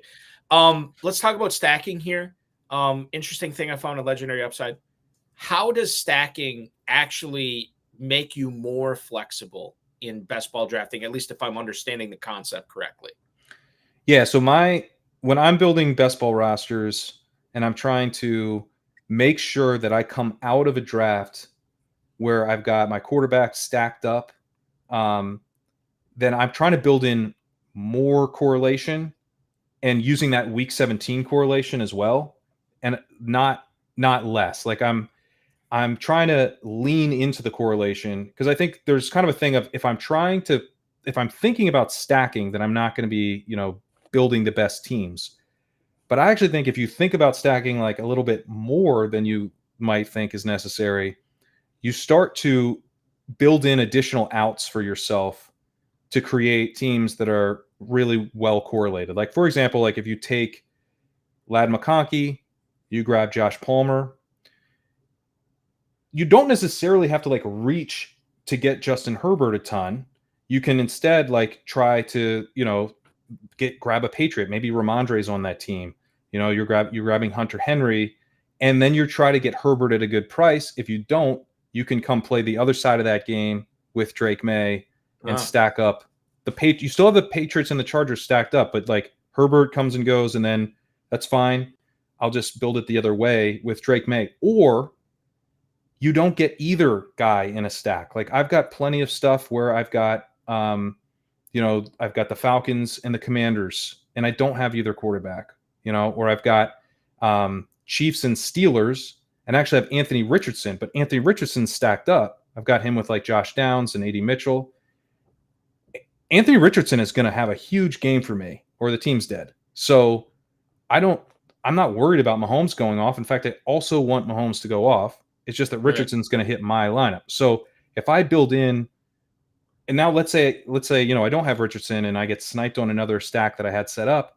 If I need to go to Justin Fields or Russell Wilson as like a backdoor stack to this Steelers Chiefs thing that I set up thinking I would never complete it with the quarterback, I can't, right? Or if I do Giants stuff and I don't plan to take Daniel Jones, but I've got a Giant, I've got some Colts, and I can build out that game stack by just tacking on the quarterback. Give myself additional spots where I can just tack on the quarterback, and then what that will create is you'll have several games where you've stacked it without the quarterback.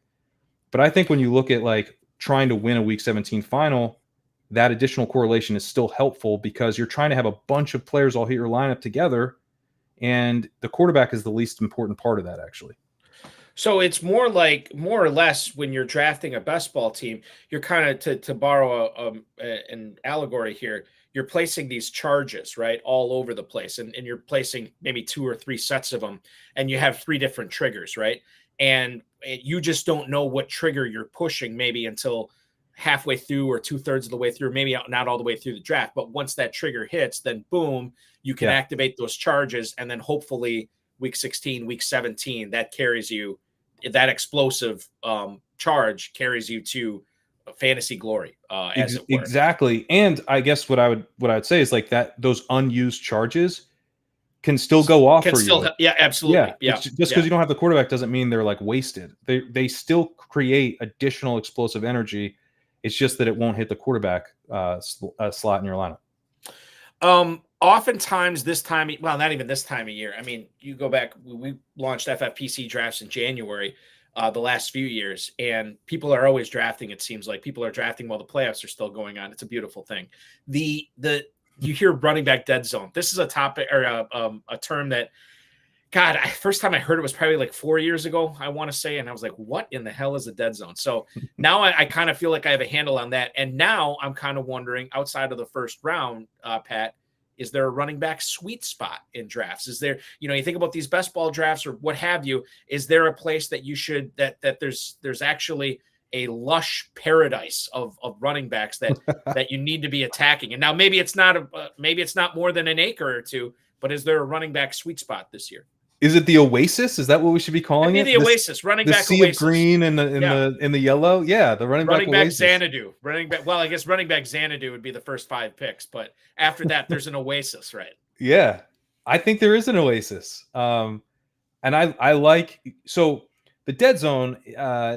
Traditionally we describe the dead zone with these like running backs that are, they're guys that were not excited enough to take in the early rounds. They've got volume-based profiles, but we're kind of like, and they fall to, round 4, round 5. But those guys are falling even further now to the point where like, I think I can use that volume, even if it's not the whole season, and the opportunity cost at the other positions is now much lower. And so it's just like, it's just better price than it used to be. But then you also still have like guys like Warren, guys like Jonathan Brooks. There's legitimate upside in this Oasis part of the draft as well. So I think it's and I like even like Zamir White, right? Like I'm used to Zamir White being like a 4th round pick where I'm like, I don't know, it's a lot to pay. We haven't seen anything from this guy, but he's projectable. So I get it. But you can get him in the 6th rounds, 7th rounds. That's intriguing to me. Like Zamir White could be pretty good. He's a young player. He was very athletic. He's big. So yeah, I think I want to be taking a lot of my running backs kind of in maybe starting in the 6th, definitely the 7th, 8th, 9th, into the 10th. There's still pretty strong profiles in the 10th round this year. Mm-hmm. Like Zach Charbonnet is pretty interesting to me. And then, yeah, once you get into the 11th, it starts to feel more kind of like the 0 running back guys that we're used to. But right, it does that's feel why stronger it's an oasis, than right? It's surrounded by desert, and then you have this oasis there.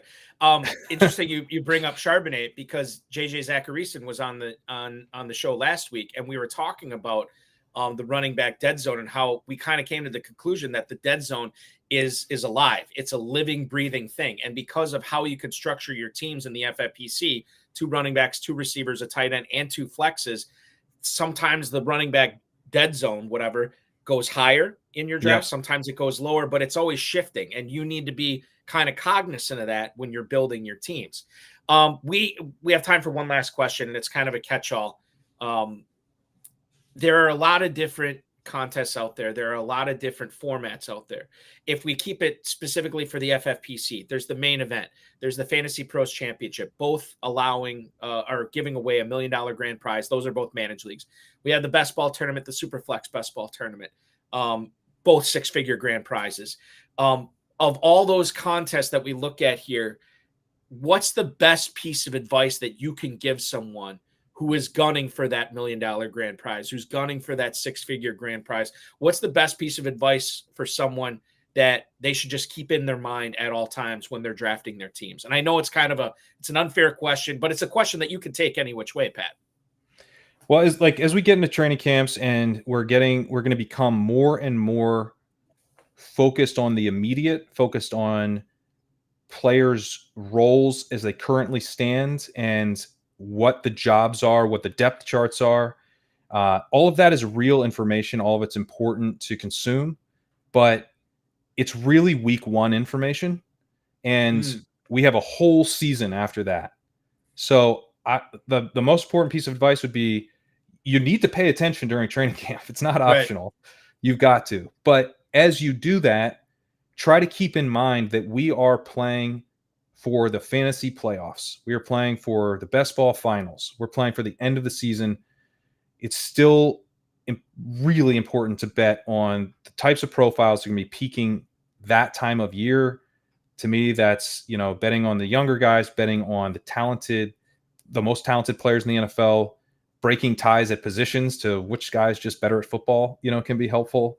All of that type of stuff, because you don't want to get caught up in the news and the week 1 projection game. And then, that you're going to feel good early in the season, but ultimately to win the money, you got to be peaking at the end of the year. And that's key, right? We still have to be able to see not the forest through the trees, but we have to keep focused on that light at the end of the tunnel and understand that light is the money. And as like Alex P. Keaton saying in the YouTube chat, best piece of advice, just draft the winning team. That is the best piece of advice. And then you'll win. You'll win. Obviously. Yeah, okay. So let's do this. The Legendary Upside website is found at legendaryupside.com. You can follow it on X at Legendary Upside. We follow you on X at Pat Kerrane, Kerrane. The Ship Chasing show on YouTube. Give us an update on when we can expect new episodes and live episodes of that. Yeah, so that's we just did one earlier today. We're doing every Thursday at 3. We're gonna go back to doing them at night pretty soon here because we're kicking off a bunch of FFPC main events in the next few weeks. So we're going to be streaming a ton. We'll have our full schedule out very soon. We're kind of just finalizing when all those drafts are going to be, but we're going to be doing a bunch of drafts with guests around the industry. We're going to have ship chasing viewers coming on and drafting some main events with us as well. We are going to be out in Vegas doing the live stream. So the live drafts, excuse me. So excited to meet everybody out there and hang out as we've done the last few years. But yeah, ship chasing is about to like really get going here as our YouTube content cranks up with the heart of a high stakes season. And perhaps the best way to keep abreast of the changes and the updates at Ship Chasing on X, right? Yes. Yeah. Okay, that's perfect. Yeah. And subscribe to, you can also hit the bell. Oh, so you always that's know. Always, yeah, absolutely. Yeah, that's smart. Always a good way to go. Absolutely. It was a good way to go to have you on for 2 hours tonight. Once again, entertaining. I learned a lot. So much good stuff. Pat Kerrane, can't thank you enough for hopping on the show. Good luck in all your leagues this year. Really appreciate you carving out some time for us on this Thursday evening, man. Absolutely. I had a blast. Appreciate it. Thank you so much. MyFFPC.com is where to go. Fantasy Pros Championship, main event, both best ball tournaments, Empire Dynasty Leagues, and Dynasty Startups as well. That's at MyFFPC.com. Next week, live draft coverage. Theo Greminger and Dave Tripoli will join me for a live best ball draft. They're going to be drafting for $300,000 in the FFPC best ball tournament. That begins at 7 p.m. Eastern time next Thursday. Thanks so much for watching, everybody. Be good. Enjoy your FFPC drafts. We'll talk with you next week.